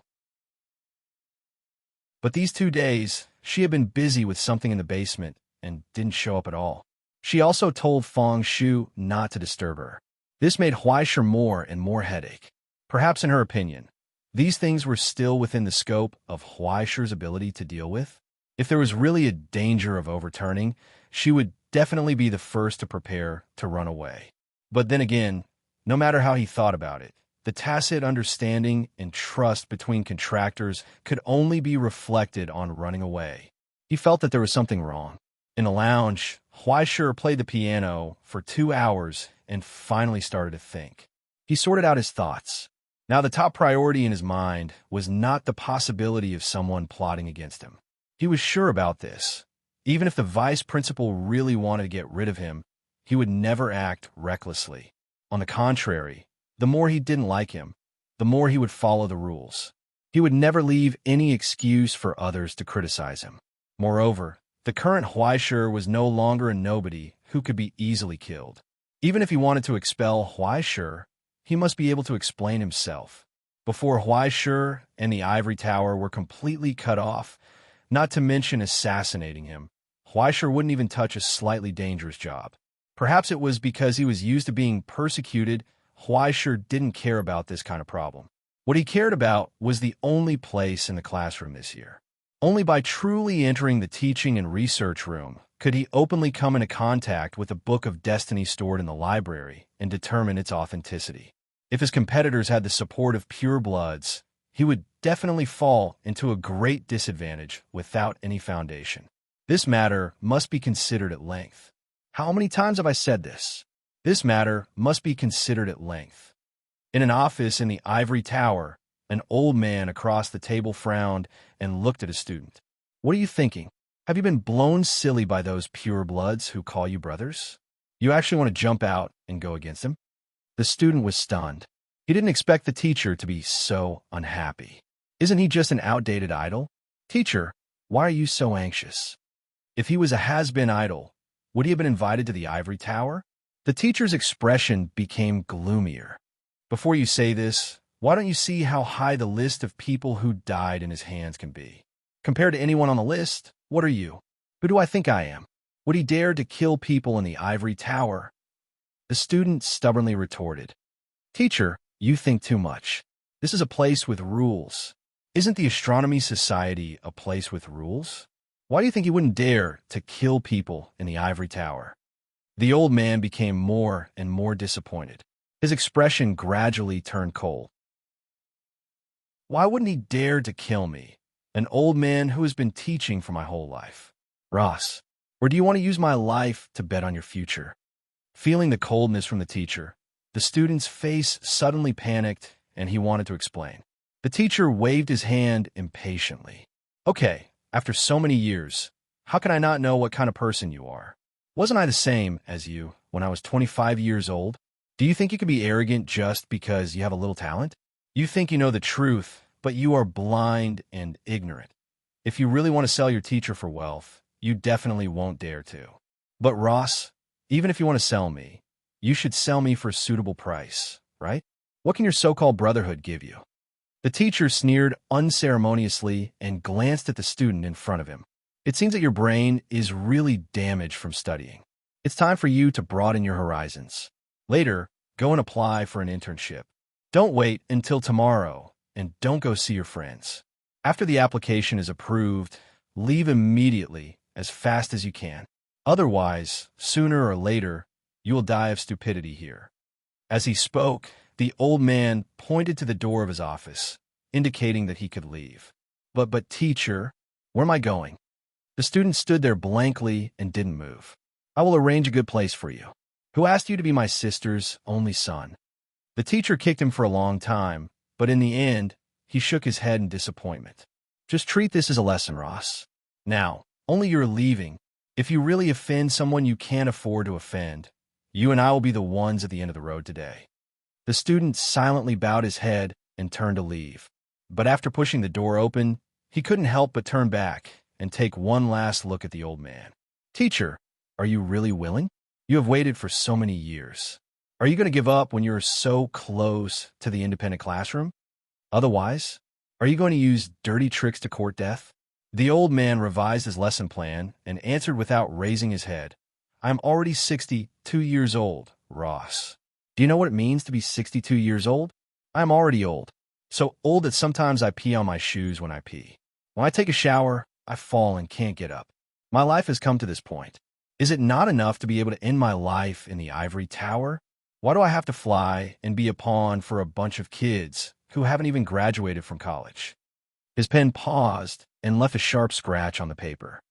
Learn to be content with what you have, Ross. He said, this is the only thing this useless old thing can teach you. This was the last conversation between the teacher and the student. The door closed. After a long, long time, the lesson plan was finally revised again. The old man put down his pen and recalled the angry look on the student's face before he left. He couldn't help but lean back in his chair and sigh tiredly. Rules? When you don't put the rules in your eyes, why do you expect others to follow the rules? Of course, the truly strong never cared about rules. But weren't rules set up to protect the weak with no talent like them? Some of the weak violated the rules because of greed. Such greed was the path to their own destruction. But some of the strong followed the rules because of morality. This was the truth that Ross didn't understand. Greed could be disdained, but morality from the heart must be respected. Otherwise, as the weak, how could they maintain this last shred of dignity? On the last day before the start of school, facing the curtain that was about to slowly unfold, who knew how many undercurrents were surging under the calm surface of the ivory tower?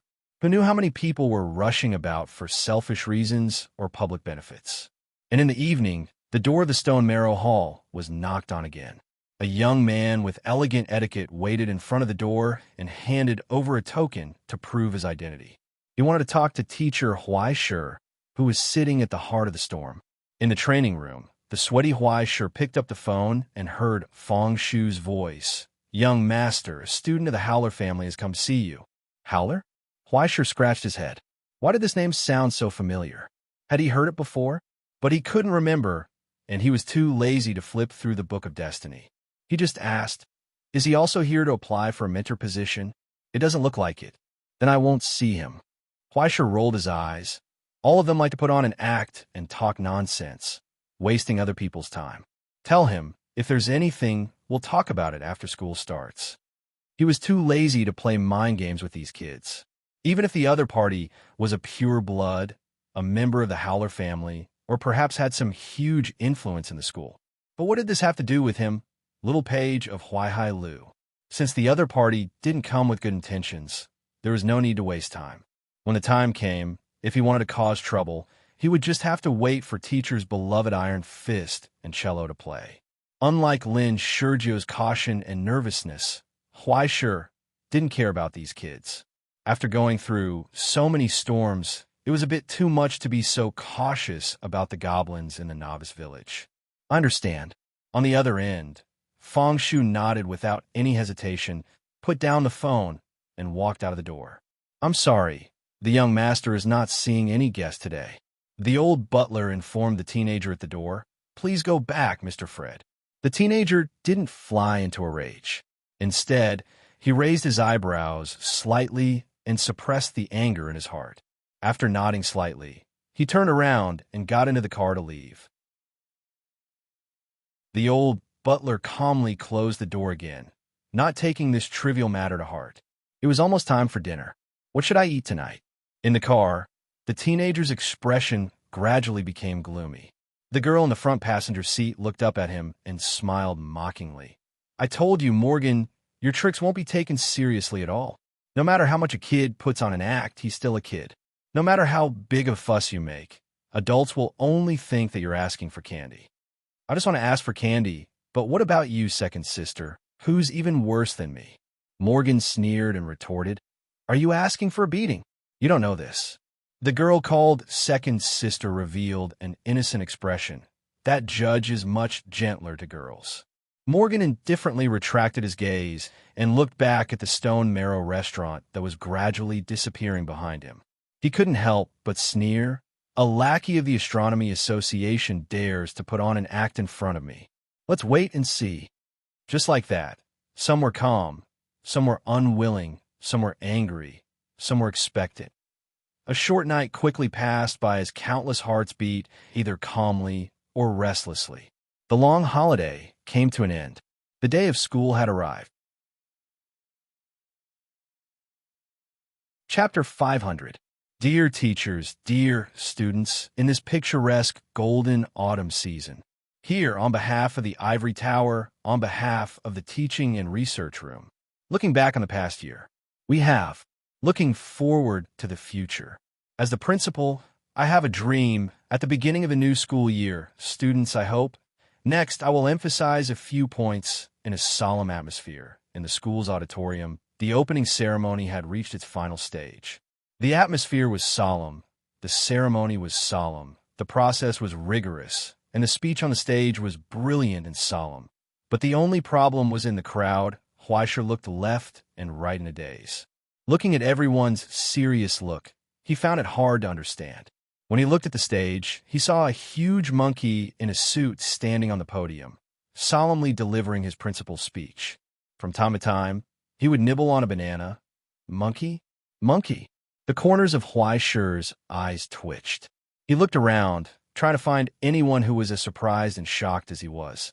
But everyone's expression was very serious. It was as if they didn't care that their principal was a monkey at all.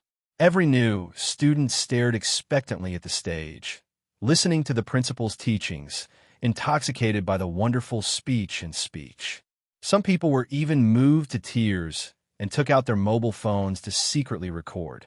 From time to time, they would raise their sleeves to wipe their tears, choking and exclaiming, "Well said, really well said. How the hell is this good?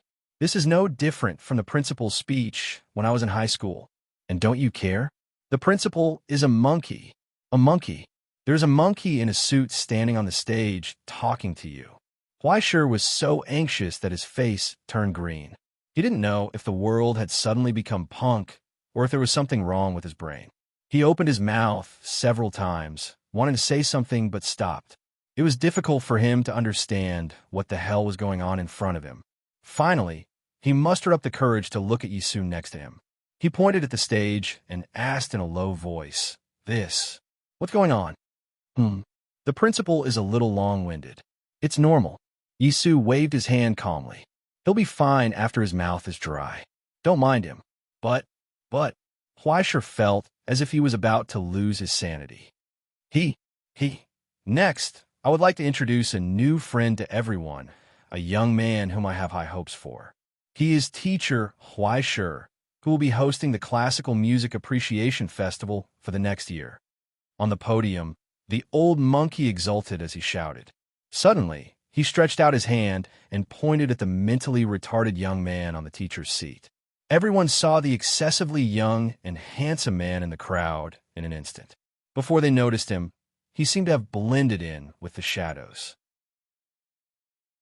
There was nothing out of the ordinary about him, but when he noticed that he was sitting there, he could no longer ignore his existence. That kind of mysterious charm was completely different from others.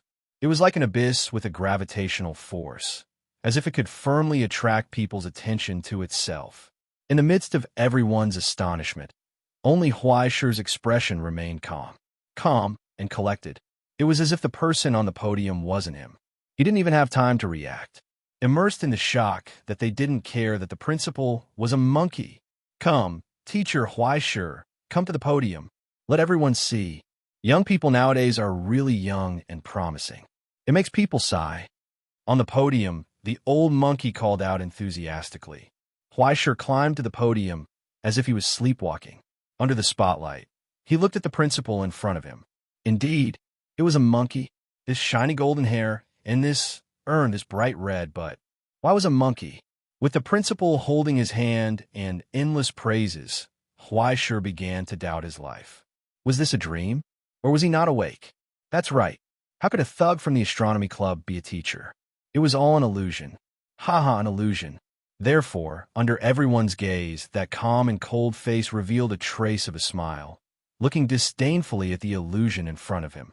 He even waved to the students below the stage with plenty of room to spare. If you have a dream, don't wake up.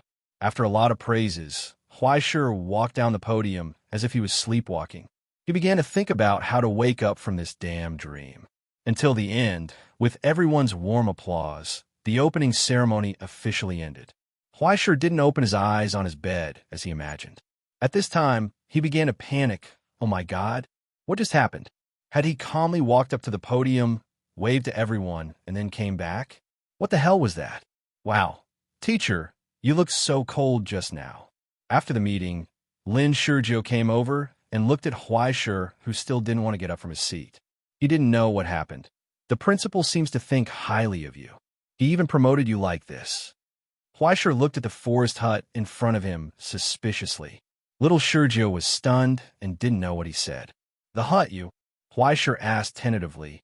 What do you think of the principal? Lin Shurjo thought for a long time and said with emotion, the principal, I didn't expect him to be so young. He is more amiable than I thought. Young? Amiable? How did you see such a thing from an old monkey? And his hairstyle is very good. Although it is a little white, the style is good. Lin Shurjo nodded and said, his beard is also very stylish. Wait, an old monkey has hair and beard? Huaisher opened his eyes wide in astonishment and finally realized that something was wrong. Wait a minute, Shurjo. Describe the principal's appearance and dressing. Although he didn't understand what Huaisher meant, he still said truthfully, he looks like he is in his early 40s.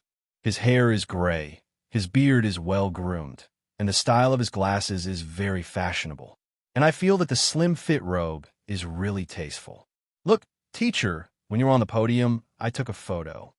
He turned on his phone and handed the screen over. Huaisher was speechless, not to mention himself in the photo, but next to him was an old monkey. Huaisher scratched his hair a little angrily and recalled the appearance just now. How could he not know that he was fooled by the principal again? That old bastard, counting the graduation certificate and the muddle-headedness of being a tool. This was the third time he was fooled. But everyone thought that the principal was promoting the junior, so he couldn't spit out blood. He sighed and could only silently say in his heart that life was full of ups and downs, trying to win a mental victory. Life is really full of difficulties. He heaved a heavy sigh and patted little 19's shoulder. Shurjo in the forest was confused and didn't know what happened. Seeing Huaisher get up, he asked in confusion, Teacher, where are you going? Do you want to take the student with you? I can help. To the toilet. Huaisher rolled his eyes and looked back at him. Do you want to help me? Shurjo suddenly hesitated. As if he was thinking, Huaisher became more and more helpless. He waved his hand and motioned him to wait outside the auditorium. Then he sighed and went out, lamenting how perturbed his teaching career was in the ivory tower. Then he met an unexpected person in the toilet. The vice principal. The vice principal's attire was not like the one he saw on Stellaris. He was wearing a robe, elegant and solemn. Instead, he was wearing a light-colored striped suit, which looked much more genial, but his face was as cold and calm as if it had never changed. He was dignified. If it weren't for the fact that Huaisher found a good place to stand and looked back to see his painting, presumably, the two people's expressions would be more harmonious. Now they stood side by side in front of the urinal, looking straight ahead at the white tiles in front of them. The atmosphere was a little awkward. He originally expected that the two people might fight openly and secretly when they met for the first time, but he didn't expect that they would be so silent. Soon, 2 minutes later, the awkward silence finally ended. The vice principal left first. Huaisher breathed a sigh of relief. He remembered he didn't seem to have taken off his belt yet. He had been standing here for a long time. When Huaisher came out of the toilet, he saw the vice principal waiting in front of the sink. This was a famous pure-blooded scholar, a fifth-order sublimator of the celestial genealogy path. He was a famous big shot and tycoon in the whole territory. Now he seemed to be standing at the door, waiting for him. He looked at Huaisher's appearance. Hello, vice principal. Huaisher tentatively greeted him. The vice principal's face was still cold. He just nodded slightly, then raised his hand, pointed to his chest, and pointed to Huaisher's chest. In the silence, Huaisher looked at the other's finger with a blank face. Then he looked at his chest. He didn't know what it meant, but soon he suddenly understood. It was like the legendary Buddha's smile when he picked up a flower. Was this some kind of heart-to-heart technique? Or was it a hint from the vice principal? Tell him that he didn't care about the rumors outside at all. You have to understand that I have high hopes for you, so we must have a tacit understanding. Then, his fantasy was shattered. The vice principal frowned. "Tie," he said, "your tie is crooked." It wasn't until Huaisher lowered his head that he noticed that his tie was indeed crooked by about half a centimeter. "So you're just an old man with obsessive-compulsive disorder?" After he hurriedly straightened it, the vice principal's frown eased a little. Staring at the young man in front of him, he suddenly asked, "Do you know that I'm the lecturer of abyss ecology? You will be my teaching assistant from now on." Huaisher hurriedly nodded. To a certain extent, the vice principal was actually his direct superior. It was no wonder that he was dissatisfied with his arrival. Who would want to have their subordinates stuffed with a nail by the principal? "Very good." The vice principal nodded and told him bluntly, "This Wednesday, the abyss ecology class will start. You don't have to come." Huh? Huaisher was stunned. The suppression had begun? And why was it so straightforward? Was the vice principal not giving him any face at all? Before Huaisher could retort, the vice principal continued, "During this period, prepare the lesson plan. 2 weeks later, the chapter of abyss botany will be taught by you." Huh? Huaisher's voice was even louder. He couldn't stand this turn of events. Oh my God, was this suppression or promotion? How did he suddenly go from a helper pouring tea and correcting homework to a lecturer? After making sure that Huaisher understood, he was still expressionless. He just nodded and said, "Be careful. This is a big class. Don't make a fool of yourself." After saying that, he turned around and left, leaving Huaisher alone. He couldn't figure it out. In the silence, only the Lord of the Flies in his arms finally couldn't stand it anymore. He sighed helplessly. "Brother, you're definitely going to make a fool of yourself." Chapter 501. What do you mean? Beelzebub rarely spoke, but Huaisher did not mind playing the supporting role. "Are you saying that there's something fishy going on?" "Isn't there?" Beelzebub laughed wildly. "If I were the vice principal, I'd set up an ambush in the classroom. When they see you walk in, they'll smash their cups as a signal. Okay, be serious." Huaisher rolled his eyes and interrupted him. "I told you not to recite Tong Lin Chuan. Tong Lin Chuan is already a thing of the past. Your Uncle Ma likes listening to Sui and Tang dynasties recently," Beelzebub complained. "When he heard that there's a horse who can hide his tail in his, but as a trump card, his eagerness to try is so embarrassing. Can't you talk about it? I'll ask him to lose weight next time." Huaisher scratched his head helplessly. Actually, he knew what Beelzebub meant. Beelzebub was just like him, thinking that the vice principal's arrangement might not be purely to promote a newcomer.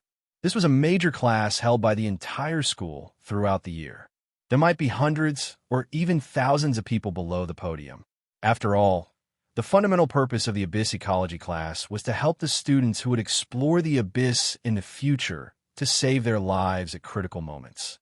For such a critical and serious class, it might not be good if he taught it well. However, if there was any mistake or trouble, Huaisher, a newcomer, would not be able to handle it. If one's virtue did not match his position, there would be trouble.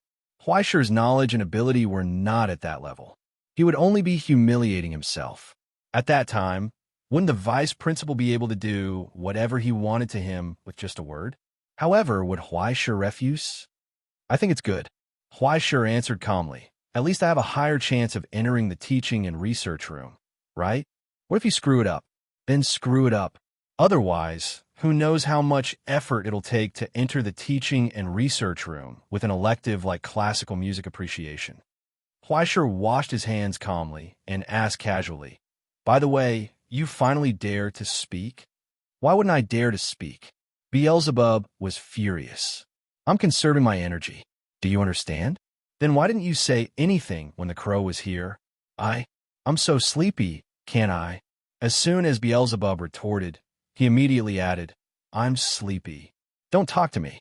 I'm going to sleep. Good night, bye-bye." There were no more sounds. Huaisher shrugged. After wiping his hands clean, he turned around and left. He still had to clean up the classroom in the afternoon. After taking Lin Shurju out for lunch, they hurried to the temporary classroom assigned to them by the Academic Affairs Office. When he walked downstairs, he saw the bustling crowd. However, most of the books in their hands were teaching materials for electrical engineering and border law. Many of them were holding the timetable for first aid classes and sculpture courses. When he passed by, Huaishir discovered that there were already students studying in the abyss photography and health philosophy classrooms, while the border law classroom was full. He could not help but feel envious from the bottom of his heart. If it were not for the conflicting courses, he would have wanted to listen to the border law class. This class was too popular. If he just learned a little and got a license, he would not have to worry about food for the rest of his life. Due to the special environment and various reasons at the borders, there were different laws at different borders except for the basic laws. They could even be completely different. Some active groups even had their own laws. As long as outsiders followed the laws, there was room for bartering. If one wanted to, there were many things that could be done between these different laws. Especially when there was a large amount of capital that wanted to move between the borders, it could be said that those who came to study here were like the accounting and valuation classes next door. Everyone basically threw their conscience to the back of their minds. As the saying went, learn the arts and sell them to the capitalists. They had not graduated yet, but they were already preparing to find loopholes. The graduation theses here were never published to the public. It was said that it was a collection of bugs that the students had compiled over the years. In the future, they would use it to make a living. Thinking of this, Huaishir had some nostalgia. He did not know where Kitten had gone recently. He did not know how the good brothers in the legal department were doing. He had not heard any news about Kitten Paradise for a long time. Presumably, after breaking free from the shackles of Yamatai, those guys must now be in some hell collecting copyright fees. He only regretted that he had left in a hurry and did not have time to ask for the good brothers in the legal department for their contact information. Huaishir sighed and withdrew his gaze from the border law class. He nodded at the teacher who came to the class in a friendly manner. He turned back and walked to his own classroom. Then, he saw Lin Sergio, who was stunned. "What's wrong?" Huaishir asked. Teacher, classroom, it. Lin Sergio pointed at the half-closed door behind him. His face was red. Is there a problem? Huaishir was at a loss. He immediately became alert. Don't tell me there are no tables and chairs. Those guys really have a bad conscience in order to suppress me. Don't bully the young. Damn it. After pushing open the door, he was scared to death. There was not the slightest problem with the classroom. In fact, it was specially adjusted for Huaishir. The walls and the door were wrapped in a layer of soundproof cotton. The internal elevator was also adjusted. The podium was directly made into the style of a musical instrument to make it easier for Huaishir to teach. It seemed that the ivory tower had made changes and adjustments to every classroom. When alchemy was taught here, there were some lessons that could easily cause tragic explosions. If they were not careful, the whole school would have been blown to pieces. However, this was only a temporary classroom. A few days ago, Huaishir randomly picked a place on the list. A week later, Huaishir would probably be rotated to another classroom. In just a week's time, they had put in so much effort. Huaishir could not help but feel that the ivory tower was really rich. Furthermore, the interior was spotless. There was no need for Huaishir to clean it up. There wasn't even a piece of paper on the floor, not to mention the spider webs and special decorations. Even the tables and chairs were not fully equipped. But this did not scare Huaishir. What made him almost jump up in fright was that the quiet classroom was actually surging with people. As far as the eye could see, almost every place was already full of people. Even the aisles between the tables and chairs and the back of the classroom were basically all occupied. Before Huaishir's arrival, everyone obeyed the order and did not fight or quarrel. But when Huaishir pushed open the door, the pairs of eyes that had been waiting for a long time suddenly lit up. Huaishir was so scared that he almost jumped up in place. What the hell? He looked blankly at the exaggerated number of people in the classroom and was stunned. Why are there so many people? To be able to fill this large lecture hall, there were at least 300 or 400 people. If it were not for the subject of classical music appreciation written on the door, Huaishir almost suspected that he had gone to the wrong place. Huaisher hesitated for a long time. Did you get the wrong classroom? Law is opposite. Electrical engineering is next door. The students below the stage were also confused. They did not know why the teacher was ready to chase them away as soon as he came on stage. Soon, Lin Sergio had already figured out what was going on from the students and brought a few people on stage. Hello, Teacher Huaisher. The young man who looked feminine and slender took the lead and bowed. He handed over a form. This is the application of our Ivory Tower performance troupe. Teacher Lee reminded us before he left that we can come to you as the instructor for the new semester. I hope you don't mind us acting on our own initiative. Teacher Lee? Huaisher was stunned for a moment before he realized that they were referring to the disaster musician who went to hell to seek inspiration before his arrival, the piano master Robin Lee. I didn't expect him to leave me such a big gift before he left. Looking at the densely packed people in the classroom, Huaisher suddenly realized something. Are these all your people? No. In fact, there are only 60 main members of our performance troupe, and they're all sitting there. The flutist, named Samuel, pointed to the 2 rows at the front. What about the rest? Huaisher asked. I know the rest.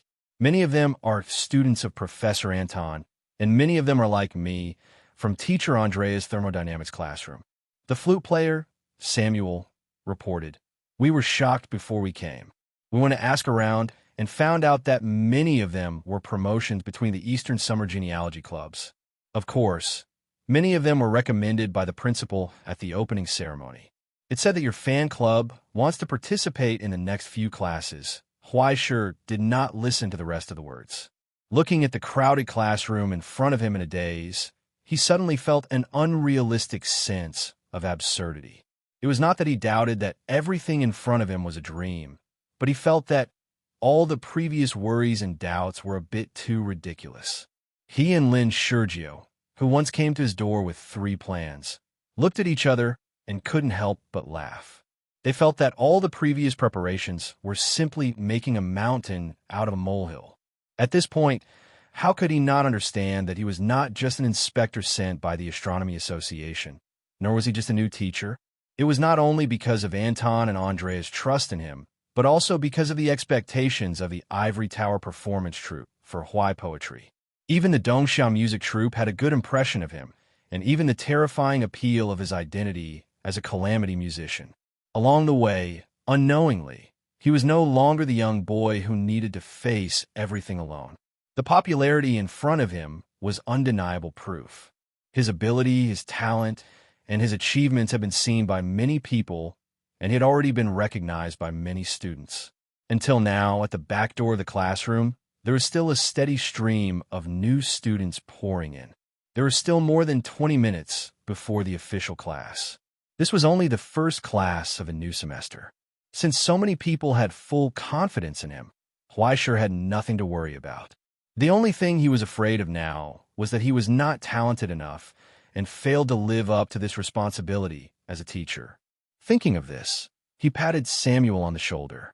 After thanking the student for their support, he pulled out the folding stool, sat in front of the podium, took out his lesson plan from his bag, and put it on the stand. When he raised his head and looked around at the students, there was no uneasiness and confusion in his heart. He smiled confidently at these young faces that he might often see in the future. Sorry for making everyone wait for so long. Before the official class, how about we talk about a few you want? He leaned back in his chair and said to the students below the stage, Originally, I was planning to go out and grab a few students if no one came to this class and tell them about the history of classical music, the development process, the specific stages, and the classification. The people who came today are so polite. Those who have a foundation in music, please raise your hand. In the classroom, the students suddenly became excited. However, less than 1/3 of the people raised their hands. Most of the rest came to watch the fun. Not too many. Huaisher looked down at the time. There's still 20 minutes before the official class. I will work hard to make everyone fall in love with classical music first. He waved his hand, and a heavy cello emerged from the bracelet. The source substance condensed and turned into a bow that extended from his fingertips. Casually, He drew a few clear notes on the strings of the zither. 4 or 5 simple syllables spread out, but strangely, the faint murmurs and low noise in the classroom dissipated. Everything returned to silence. Huaisher tilted his head and recalled the score. He couldn't help but smile. Classical music can't avoid Bach, and classical music appreciation can't avoid him. As one of the subjects of our next research, I hope that you will be able to fall in love with him in these 20 minutes.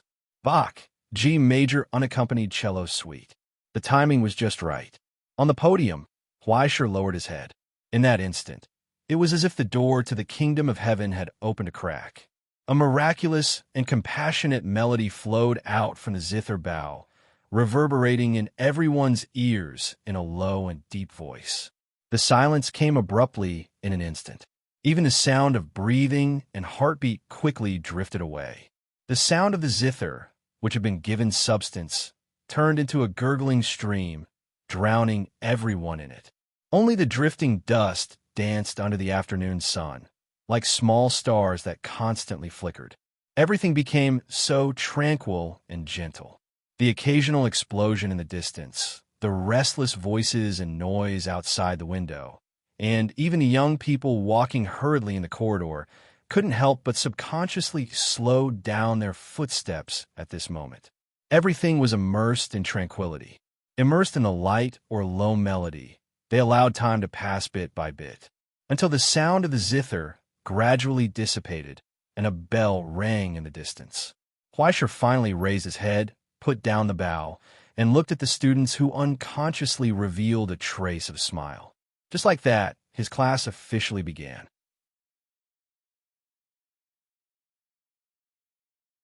Chapter 502. The effect of the first class was outstanding. It was not the result of the cello performance that satisfied Huaisher. His skill level was almost off the charts. Even if he played a little widow, the students would be intoxicated. What Huaisher really cared about was that after such a long time of preparation and revision, he finally explained the origin and development of classical music clearly. As a teacher, there were no obvious mistakes in this class, and he did not embarrass the class. And after Huaisher finally said that he would not teach anything other than classical music in the elective class, except for the necessary demonstrations, he would not perform most of the performances himself. More than 80 people still took the elective class after class. Excluding the power of the ascendants and the abnormal attraction of the calamity musicians, art itself was charming. Otherwise, there would not be so many people willing to walk into the abyss in pursuit of their limits. There would not be a fanaticism like the group in the Hell's Music Union Association. As a teacher, Huaisher just used his ability to open a shortcut for them, allowing them to understand the charm of classical music faster.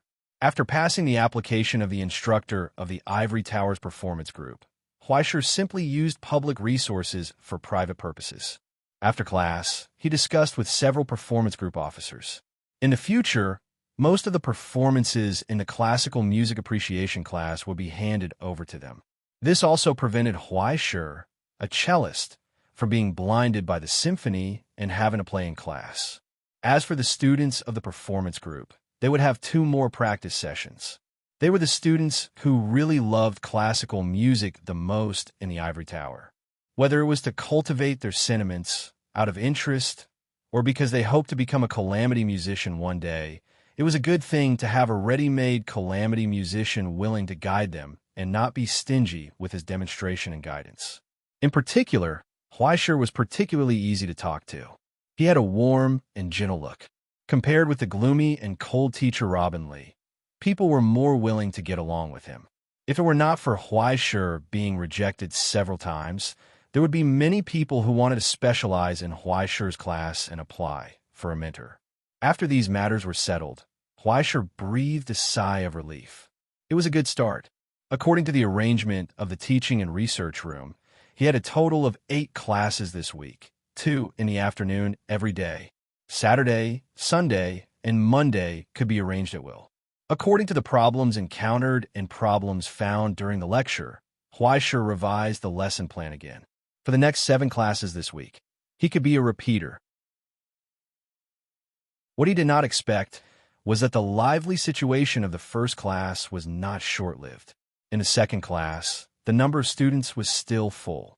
In the third class of the next day, it became a special fan meeting of the ivory tower. There were more than 400 girls in the classroom, each holding a light stick. They looked at Huaishur with sparkling eyes, as if they wanted to eat him alive. It was a pity that the group of girls only liked him and did not like classical music. During the question and answer period, they asked what kind of girls Huaishur liked and whether he had a girlfriend. The more aggressive ones even asked what kind of games teacher Huaishur liked. Then they used various methods that Huaishur did not expect to hand over their contact information. Or they simply wanted to get Huaishur's contact information. Being stared at by those pairs of blazing eyes, Huaishur almost wanted to run away. The Paradise Prince fan club was really scary. It was reasonable to say that it was not impossible for something that the people liked to see to happen at this time. Unfortunately, under Huaishur's insistence, not only did he not leave any contact information, but he also rejected many fans' applications for electives. In order not to change the atmosphere of the classroom, he also specially left a large amount of homework for this group of fans. Huaishur, who was willing to love this class, was naturally very welcome. If they really just wanted to chase stars, then I'm sorry. Take this autograph photo, and we'll continue to be friends in the future. In order not to let the girls' fans turn against him, Huaishur signed until his wrist hurt. In addition, he sacrificed his body for many group photos. After a lot of persuasion, he finally sent the fans away. After all, they were students who could be admitted to the ivory tower, so they had the basic quality and accomplishment. There were a few who wanted to pester him, but Huaishur did not need to open his mouth. He took his junior brother Lin Shurgio to deal with them. The only thing that puzzled Huaishur was that Yuan did not come. However, thinking that she was so shy and embarrassed when he found her last time, Huaishur could understand. At the same time, he was relieved. To be honest, he was still afraid of the constant clicking sound behind him. He was frightened. It was as if he was being stared at by some carnivorous animal in the dark. He was scared. Next, the fourth and fifth classes were still very popular. Every class was full of students. However, Huaishur gradually felt that something was wrong. There must be something wrong. There were many people who were absent-minded in the class, and more people seemed to be here purely to go through the process. The teacher talked casually, and they listened casually. For these little guys who did not know how to appreciate the beauty of art, Huaishur could only take out his cello to perform and forcibly correct their views. After a class, the guy who wanted to come to make up the number ran faster than a rabbit. He was afraid that he would not be an eyesore in the future. But in fact, the guy who wanted to slack off was not a problem.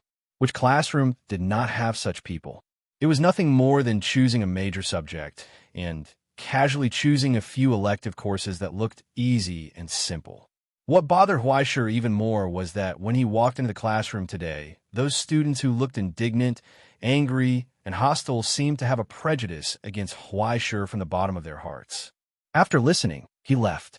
Even if some people listened and changed their view of Huaishur, there were still many people who did not have a good look on their faces throughout the whole process. Huaishur finally felt that something was wrong. After a class, Huaishur got up and picked up a broom to clean up the mineral water bottles and scraps left by those people. However, he saw a piece of paper covered with graffiti on the table. The graffiti on the paper was Huaishur himself. It had to be said that the painter had some skills. Just a few strokes were vivid. However, except for the head, there was a grotesquely deformed body below. The body was bare, and the meaning was not very elegant. To put it bluntly, it was just the most common, kind of ugly portrait of a teacher among primary school students. Huaishur pinched the piece of paper and could not help but frown. "Teacher, I've asked clearly." Lin Shurgio rushed back from outside, wiped the sweat on his forehead, and reported in a low voice, "Many of the people who came today are said to be here because of the compulsory apportionment of the club. The higher-ups of the club stipulated that they must attend and take this class, which caused a lot of people to have feelings of resistance." Huaishur listened and nodded expressionlessly. "Anything else?" Also, Lin Shurgio hesitated for a moment, but in the end, he did not hide it. In the past 2 days, a lot of bad rumors about the teacher have spread widely among many student clubs. Generally, there is some hostility for no reason. However, there are also some clubs who admire the teacher very much. The 2 times have already caused a lot of unhappiness. However, I think that the situation is not as simple as it seems. It is very likely that they're trying to kill him by flattery, right? Huaishir reacted faster than Lin Shurjiu. Even if he had never come into contact with these twists and turns before, after hearing Lin Shurjiu's report and combining it with his observations in the past 2 days, he easily saw through the hidden sinister intentions behind it. Now, among the students, those who hated Huaishir did not really hate him, and those who admired Huaishir very much did not necessarily like him. Only the unfounded and unresolvable conflict between the 2 sides was the key. There is no doubt that someone wanted to use this method to make this matter bigger.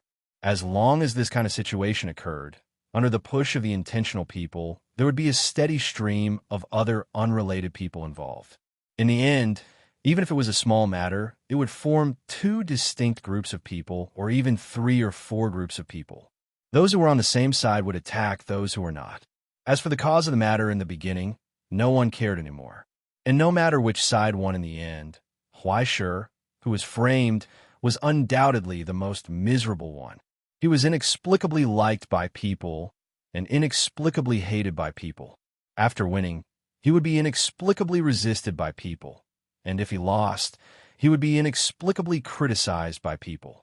Even if he did not do anything, his heart was as clear as a mirror. This was just the beginning.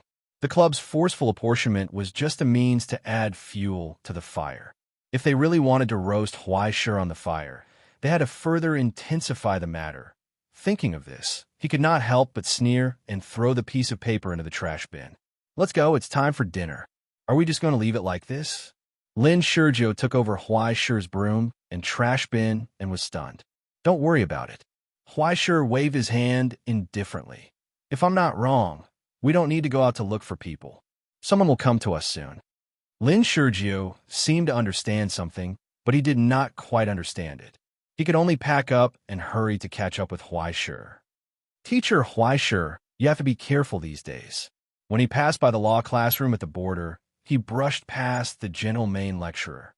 The seemingly elegant and easygoing teacher lowered his head and wiped his glasses, reminding him meaningfully, "It's going to cool down recently. Thank you for the reminder. It's just a little cold wind. It's okay."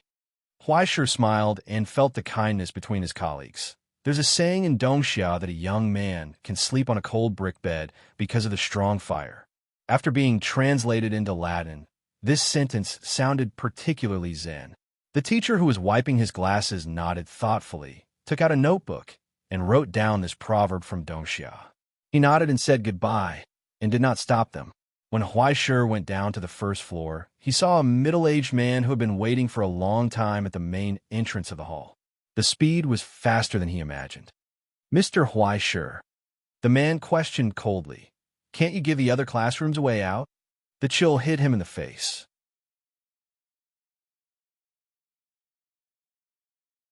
Chapter 503. At the entrance of the hall on the first floor, the students who were coming and going suddenly separated, bypassing the man standing in the middle of the door or standing far away, watching curiously. There was not the slightest wrinkle on the grayish-blue robe, with black feather weave on the outside and wooden clogs on his feet. He held a slender sword pouch in his hand. He was waiting solemnly. The middle-aged man's hair was slightly white, which made his face look particularly weathered.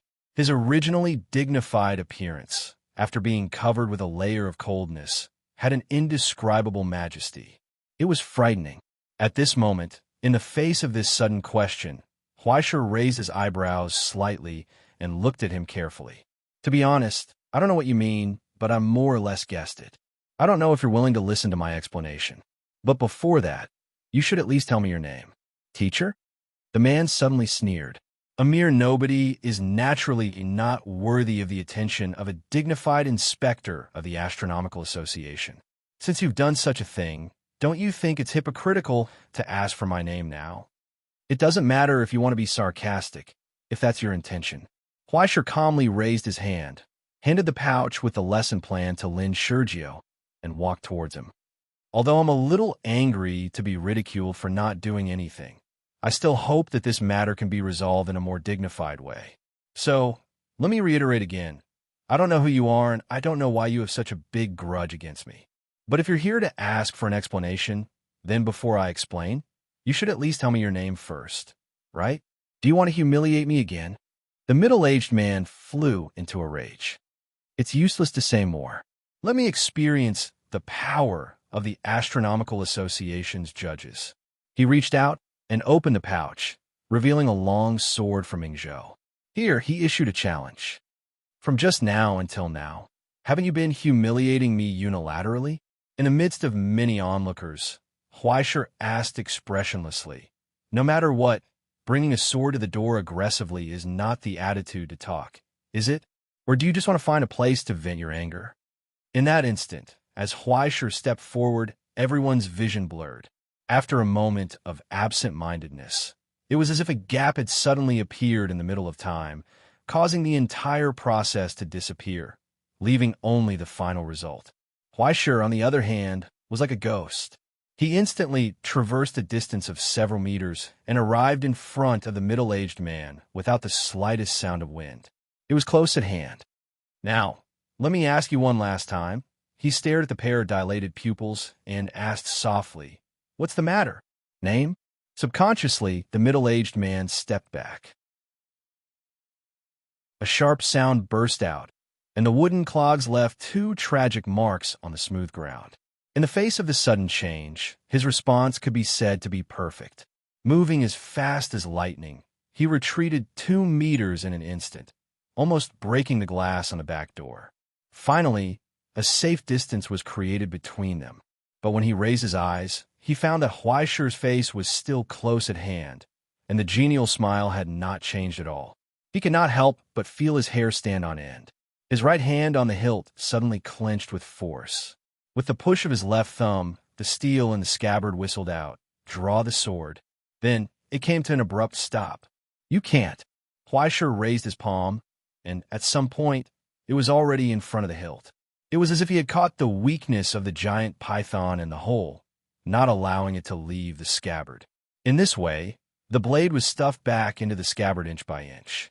No matter how the middle-aged man resisted, his face was ashen, and the palm that was pushing forward did not waver at all. It was not until the scabbard and the blade were joined together that a clear sound was heard. Huaisher took a step back, and his smile was still harmless. As if provoking him, he signaled him, "Come again." A wisp of angry red appeared on the man's ashen face. He took a step forward in front of Huaisher, slowly bent down, and got into a fighting posture. Like the bowstring of a longbow gradually being tightened, a terrifying tension gathered on his 5 fingers holding the hilt of the sword. He was ready to strike. Only a piercing chill spread out from the steel and the scabbard with a thirsty sound. The killing intent was piercing to the bone. There was no room left. This was a real duel between real swords. But Huaisher was still smiling, standing in the same place, and did not move. He just looked at him. In the gradually solidifying dead silence, only bean-sized beads of sweat slowly dripped from the warrior's forehead, soaking his collar and the broken floor under his feet. He did not move. Only the sound of the long sword in the scabbard became more and more shrill, so sharp that it hurt everyone's eardrums and rose crazily. In the end, in Huaisher's waiting, a cry of despair burst out. There was a shattering sound from the scabbard. The blade that was not out of the scabbard was broken in the scabbard. With the shattering of the long sword, the middle-aged man suddenly seemed to lose all his vitality. His face was pale, and he could no longer support his body. He staggered and fell to the ground. How could he not understand the gap between them? He was defeated without even drawing his sword. No, it should be said that until he completely failed, he did not have the courage to draw his sword in front of that pair of silent eyes. Fear for no reason arose from his intuition, absorbed his consciousness, and made him frozen in place, unable to move. "Yes, I have lost." The weary middle-aged man struggled to support his body with the scabbard and gasped for breath. Today I, Sasaki Kayomesa, came to humiliate myself. From now on, when I meet Mr. Huaishur, I will naturally retreat and not dare to have any entanglement." When he said this, his voice trembled slightly.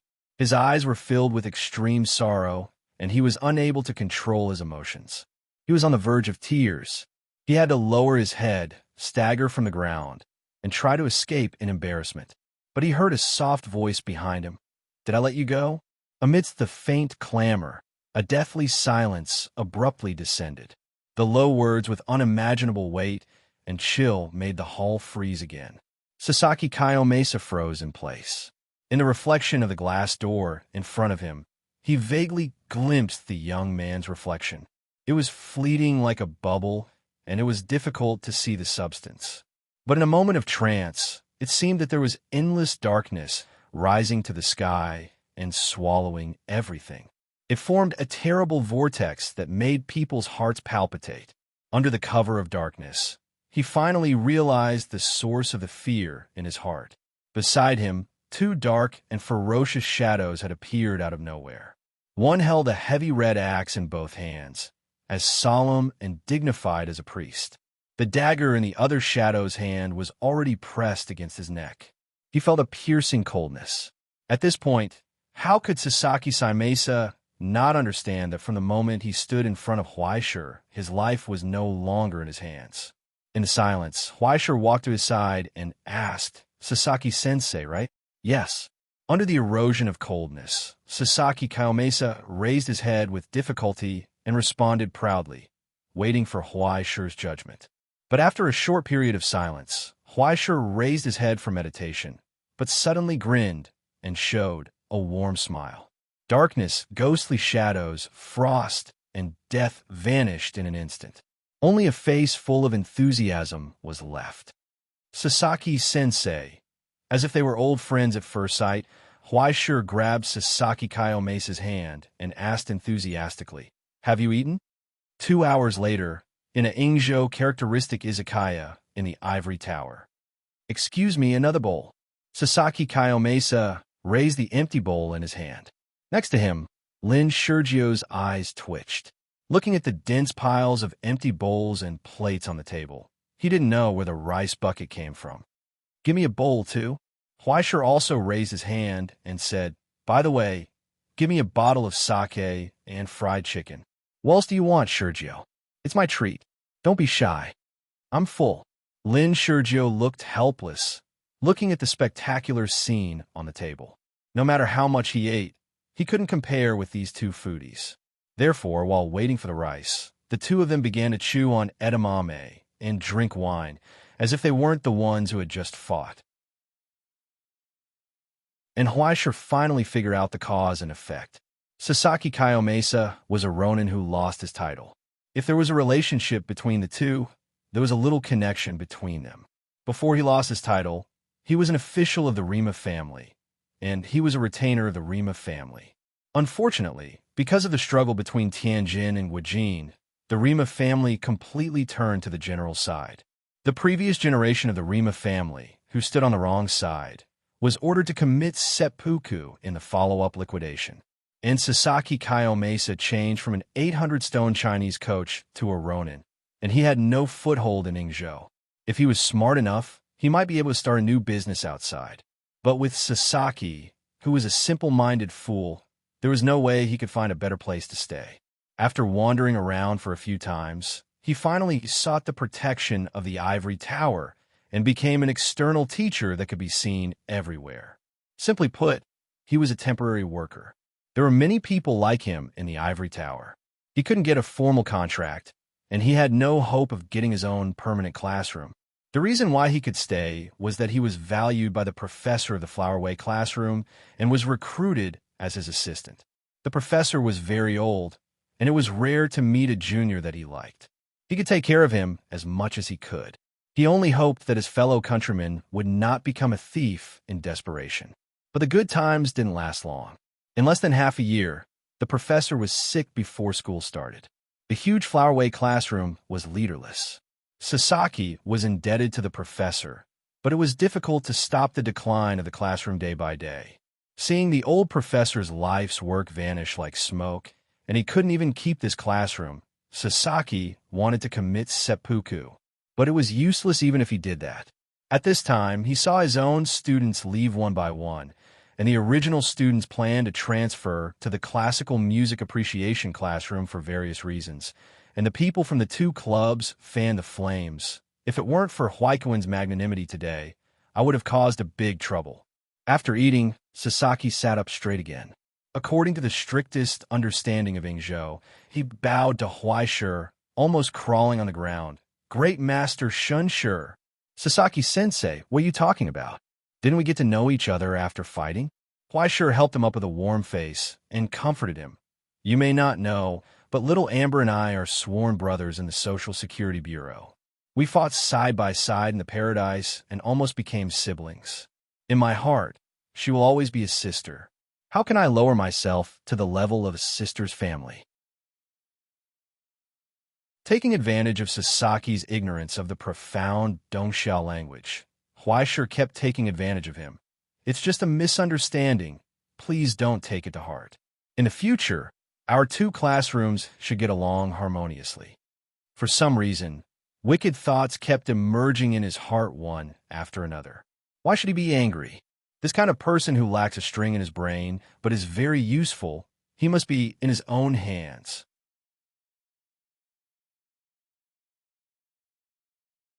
Chapter 504. After the meal, Huaishur sent Sasaki to the door of the izakaya. The two of them were reluctant to part, and had become good friends and brothers. Watching Sasaki leave, Lin Shurgio, who saw how his teacher controlled this silly boy, could only secretly sigh at how horrible it was. After Sasaki left, Huaishur lowered his head and stepped on the cigarette, but he sighed softly. They're just a bunch of kids. They want to kill someone, but they're not good at it. I can only say that their vision is limited. So, teacher, what should we do next? Lin Shurgio asked. According to the idea of cabin in the woods, now that they had the clue, they should strike like a thunderbolt. They should defeat those people before they became powerful, so as to avoid any trouble. But Huaishur remained calm and just shrugged. He still has the title of my admirer, so how can I make a move on him? Big black fans are like fans. Big fans are like black fans. This is the bad thing about being an idol. Lin Shurgio was stunned. Are we just going to sit and watch them ruin your reputation? Then let them fail. It's not time to be anxious. Besides, at this time, I am afraid that someone is waiting for me to do something to make a fuss. Huaishur pinched his chin and began to think. He wasn't thinking about how to deal with it. Instead, he was puzzled. Where did all these evil ideas come from? It shouldn't be. Why did he always unconsciously bring himself into the role of the villain? And he always felt that these kids were not good at doing things. They were sneaky and couldn't make a difference. Did something go wrong somewhere? But he was not in a daze. Instead, he turned back and asked, Did you hear what I just discussed with Sasaki? Clearly. Lin Shurgio nodded. Good. Huaishur looked at Lin Shurgio's misleading and harmless appearance and raised his eyebrows. There is something I need to do for you. It seemed that nothing had happened. The dispute that night was just an illusion. Not long after, Sasaki Kayomesa went to the school office to pay the fine and called the incident a misunderstanding. Huaishur's work and rest were as usual. When it was time to eat, they ate, and when it was time to go to class, they went to class. Occasionally, there would be dissatisfied boos from the podium, but they didn't care. The matter was allowed to ferment, and for a time, a clamor arose. The large-scale distribution of the clubs had already aroused the dissatisfaction of the majority of the students, and many elective classrooms were also involved. In the office, some teachers had already expressed their dissatisfaction with Huaishur, and some of them were even unhappy with her.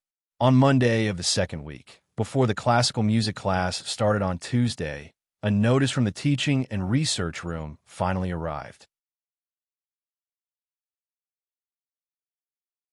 After Huaishur, the main speaker of the classical music appreciation classroom, applied, and after the research of the teaching and research room, in order to maintain the quality of teaching, they decided to officially approve his application.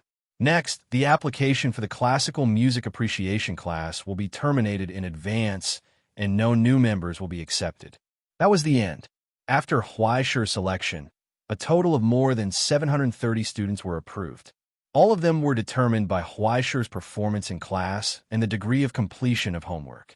If you really liked this class but didn't have a foundation before, Huaishi wouldn't reject you.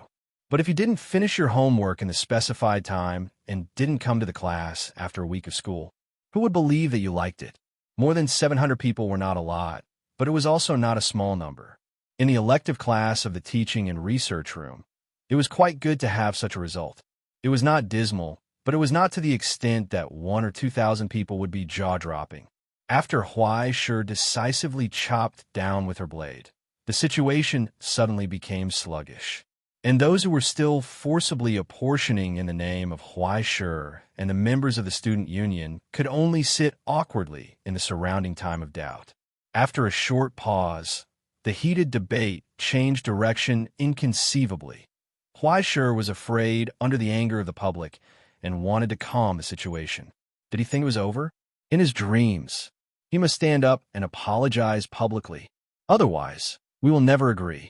This time, after the brainless haters raised the flag, the original brainless fans didn't say anything anymore because the Paradise Prince fan club began to check people. Those who were in the name of Huaishi, or claimed to be Huaishi's fans to apportionment, or those who were particularly active in the debate. There were more than 100 people in total. One by one, they verified the membership and surroundings, as well as the monthly support amount, as well as the ID and level in the fan group. No membership? Then what about the surroundings? If you didn't support, you should have joined the fan group, right? You can't afford a limited silver card, but you should have a bronze card that costs more than 200 yuan, right? You don't have anything? Then what kind of F***king fan are you? Are freeloaders worthy of saying love? Slap me. Under the spontaneous action of the fans, the efficiency of the skinning operation was frightening. After the skinning, it was discovered that more than 80 out of 100 of the active fans were freeloaders of unknown origins. Those brainless fans were brought back by the fan club to be re-educated, and the names, photos, and details of what the freeloaders had done were all exposed. They were posted on the Ivory Tower's forum and became a hot topic. There were even members of the student union and connections among them. More or less, they were labeled as purebloods, conspiracy theories, informants, and even people who wanted to muddy the waters kept appearing. For a time, there were melons everywhere, and the pace of the news, whether true or false, was simply too much to bear. At the same time, Whistler Fred's Morgan felt his claws go numb. It could be said that if you ride a tiger, you can't get off. As a pure-blooded, his conflict with Huaishi didn't just come from wanting to help his cousin Martin get the only classroom slot this year. It was even earlier than that, as early as the incident on Stellaris. He had a total of 2 sisters and a younger brother. In the division of the Grand Duke, the part of Stellaris was the property that was prepared for him in the future. In the end, he didn't expect that when he was half a month away from adulthood, Stellaris would suddenly disappear. First, it was forcibly requisitioned by the Astronomy Society. Then it became a battlefield and completely turned into ruins. Only a few carriages sunk into the sea, and there was no salvage value. And the instigators were Ai Qing and her direct subordinate Huaishi. Later, Ai Qing even viciously slashed his eldest sister. After that, his eldest sister spoke softly and weakly for a few months, causing him to not even dare to breathe loudly at home for fear of being unlucky. Especially later, according to rumors, Stellaris actually stored a part of the records of the Kingdom of Heaven, a complete set of the judgment of the underworld armor. And for so many years, the Fred family actually had a treasure mountain right in front of them, and they didn't even realize it. This matter was treated as a joke in his circle, and it embarrassed him for a long time. This accumulated anger completely erupted after he was refused a face-to-face meeting with Huaishi, refusing a toast only to be forced to drink a forfeit. Originally, he had planned to compensate Huaishi, but now he wanted to make this guy suffer. It would be best if he was chased out of the ivory tower with his face covered in dirt. But in the end, he didn't expect that Huaishi would not only not jump into the hole he had dug, but he was about to bury himself. He was afraid that it wouldn't be long before his existence was exposed, and then he would lose face. He was now beginning to hesitate whether he should pay a price in exchange for Huaisher not to kill them all. But thinking of his arrogant attitude that day, Morgan felt a surge of anger from the bottom of his heart.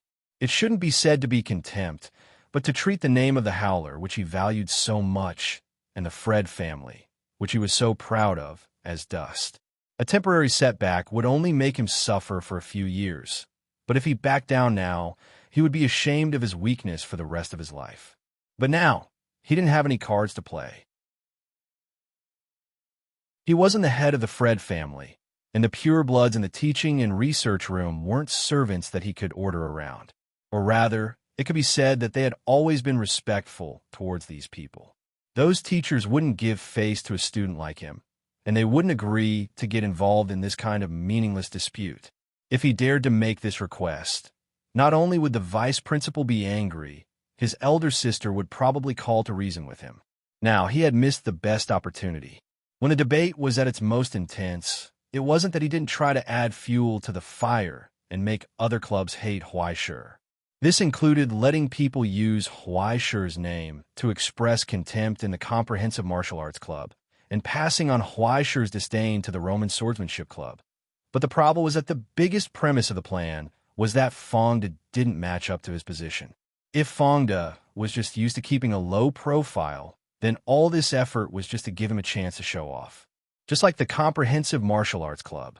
After the instructor heard this, he didn't fly into a rage. Instead, he was full of shame and turned back to the group of animals who were addicted to fitness. From today onwards, give me an extra 3 hours of sparring time. The king of heretics, who had once beaten all the opponents in the abyss with his pair of iron fists, and who was recognized in the Orthodox Orchard Gym, had spread like wildfire. Huaisher said that he couldn't train well. That proved that he really couldn't. What else was there to fart about? The president of the Roman Swordsmanship Club was even more ruthless. On the surface, he didn't change his expression, but after the discussion, he asked the messenger in a roundabout way, "May I ask when teacher Huaisher has time to give us some pointers on Roman dagger fighting?" To be honest, we've watched his videos dozens of times, but we've been too embarrassed to ask him. We won't pay for it. We'll pay for it. How much do you think is appropriate? Just say a number. Don't be shy. One kneeled faster than the other. Some knelt down before they even spoke. After Sasaki Kaiomesa's sword-drawing jutsu couldn't even pull out his sword in front of Huaisher, the Ingzhou Swordsmanship Club also changed their direction. Your instructor can't beat him, so what else do you want? Moreover, after Sasaki Kaiomesa turned around, he didn't know what happened, but he had already become Huaisher's bragging. She boasted about her poetry whenever she met people. Her charm was so outstanding that it made people's hearts flutter. Furthermore, her swordsmanship had already reached the pinnacle. She was humble and upright. She was truly an outstanding teacher and talent that was hard to come by. In the ivory tower, it made one's head go bald. Just when Morgan was having a headache, there was suddenly a hurried knock on the door.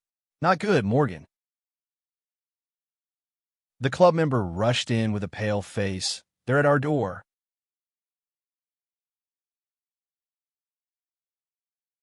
Chapter 505. In the past few days, Huaisher sat still and let the rumors outside ferment. But in fact, the people who were really running around were in the cabin in the woods. Relying on his safe and harmless face, he mingled in various clubs and had already figured out who were really stirring up trouble. He had even written a list. Huaisher didn't do anything before, because even if the situation calmed down, there would still be a hidden source of trouble. It was better to wait until the situation was completely fermented and then remove the firewood from under the pot. After the torrent was removed, he would naturally know who was not wearing pants among the swimmers. At that time, it would be much easier to catch all of them than to leave a trail behind. Now that he had the evidence that they were spreading rumors and doing evil in his name, Huaisher would never be soft-hearted. Generally speaking, as long as this list was handed to the school affairs office, he didn't even have to do it himself. The school itself would give him an explanation. Maybe it would be the vice principal who did it. Whether they were his own people or not, he would still be happy to kill them. He would definitely give Huaisher a satisfactory answer.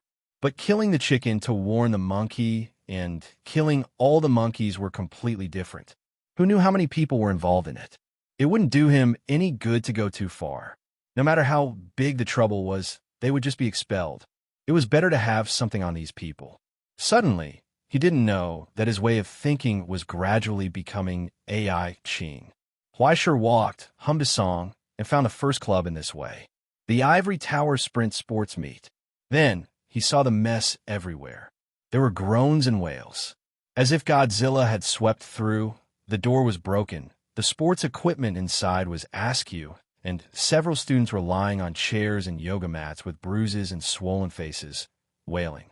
Damn, what's going on? Lin Shurjo poked his head out and was shocked. He immediately pulled Huaishir to run away. Teacher, let's go. They are framing us. It was still Lin Shurjo's natural instinct to commit crimes. If he didn't guess wrongly, this group of people must have deliberately made it look like this to frame them. But before they went out, they heard a voice of grief and indignation outside the door. You guys are too much. A burly student with a walking stick and a cast on his arm and leg walked in with difficulty. When he saw Huaishir and Lin Shurjo, he immediately became furious. Then, tears of grievance flowed out of his eyes. Didn't we already fight once? Why do we have to fight again? What the hell? Huaishir stood rooted to the ground in disbelief. You fought? What did I ever hit you? So you still feel that it's not enough to vent your anger and want to do it again? The president gritted his teeth. In the end, he threw away his crutches in grief and indignation and lay flat on the ground. Go ahead and hit me. I trusted the wrong person and did the wrong thing. I won't beg for mercy. Lin Shurjo's face twitched. Wait, today He wanted to say that he wasn't here to beat someone up, but when he touched the heavy weapon in his pocket, he was too embarrassed to say it. The other club members got up in pain and helped the president up from the ground. They looked at them in grief and indignation, but in the end, they stepped forward helplessly. The president is dying. If you want to vent your anger, come and hit me. Why do they make it sound like they were the bad guys? Lin Shurjo was furious. When he was about to speak, Huaishir pressed his shoulder. Of course, Huaishir could tell that these people's injuries weren't caused by someone trying to extort them. Moreover, the person who did it was rather restrained, only breaking their arms and legs. Mr. Huaishir, please don't worry. Since we lost, we have to admit defeat. The president pushed the other club members away and walked forward. Our sprint club has integrity.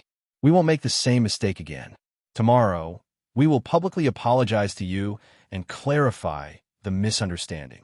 If you're still worried, we can sign another apology letter. Huaishir and Lin Shurjo looked at each other. So, someone did come here in advance? He even forced them to agree to a public apology, write an apology document, and sign it? Who came to you just now? Lin Shurjo blurted out.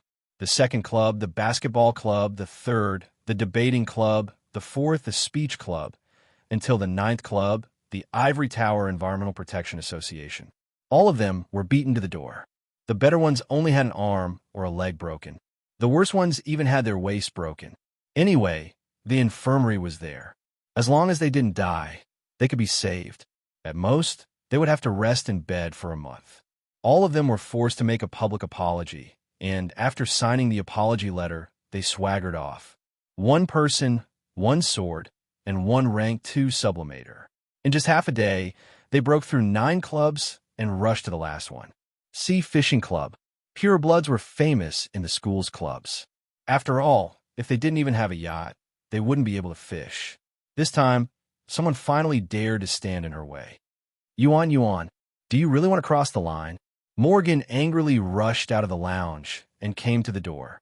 He glared at the girl who smashed the door to pieces. Or is it that the Jin family has something against the Howler family?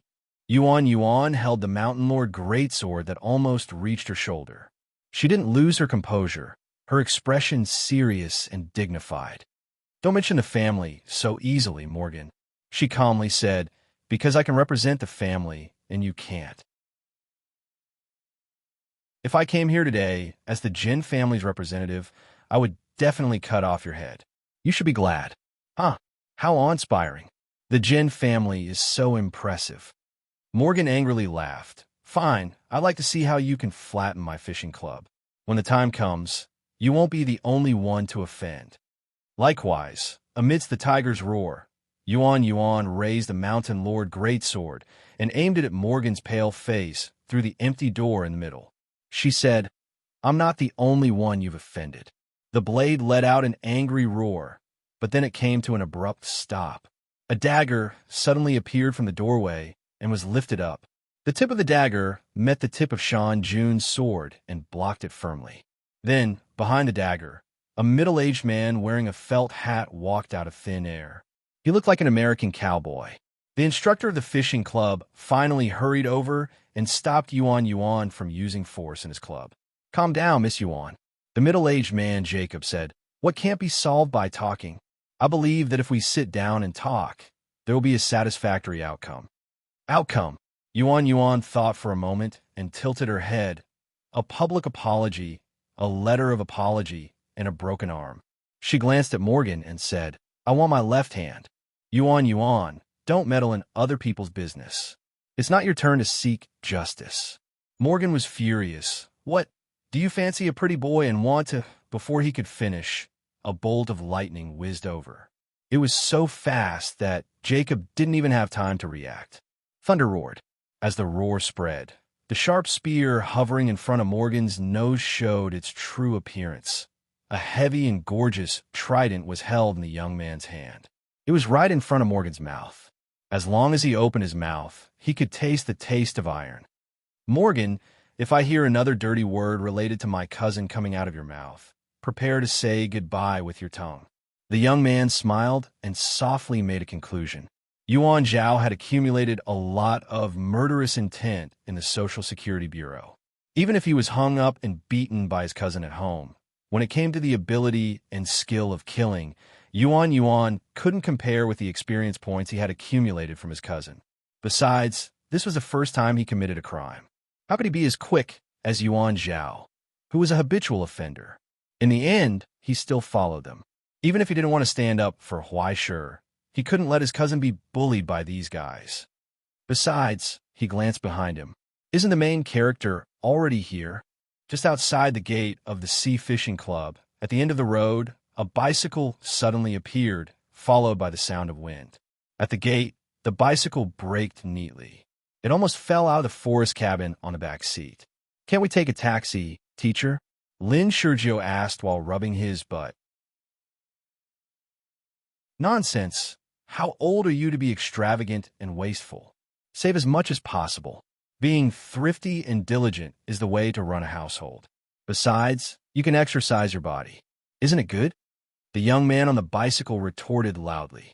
He raised his head and looked at the huge Sea Fishing Club that was like a manor in the scene at the gate. He nodded. Yo, you're all here. The atmosphere became more and more dignified. It didn't relax because of his arrival. This made Huai Shi begin to doubt those idiotic netizens. Didn't they say that if you said something at the end of your speech, you could blend in with the kids nowadays? Why didn't it work? Has everyone eaten? Huai Shi propped up the bicycle and asked habitually. Before they responded, he reached out and patted Yuan on the shoulder. Thank you. Yuan froze for a moment and looked away in a panic. As for the original photo, he didn't see it. His gaze fell on Morgan's face. He couldn't help but pinch his chin and smile. Morgan's face faintly paled, and he couldn't help but take a step back. Jacob stood in front of him and stared at Huai Shi's eyes. He asked even though he already knew the answer. Teacher Huai Shi, what brings you here?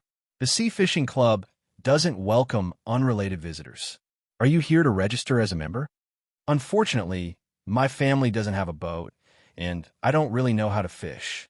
Besides, it's too troublesome to fish. I prefer to use explosives. As he spoke, Huai Shi created a round bomb out of thin air. It spun around his fingertips, sometimes turning into a square, sometimes into an icosahedron. Like dough, he flattened it and molded it into a lifelike middle finger, pointing it at Jacob.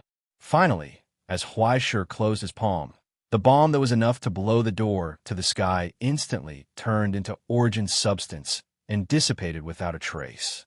In the silence, someone finally let out a sigh of relief. However, They heard Huaisher's cold voice. "I'm here for 2 reasons," he said. "The first thing is that some bad things have happened between my classroom and my students these days." He stared at Jacob in front of him and asked with a faint smile, "Do you have any leads?" "You're tuning in to the Warrior Lore YouTube channel. Don't forget to subscribe and join us on this journey to catch the most captivating stories.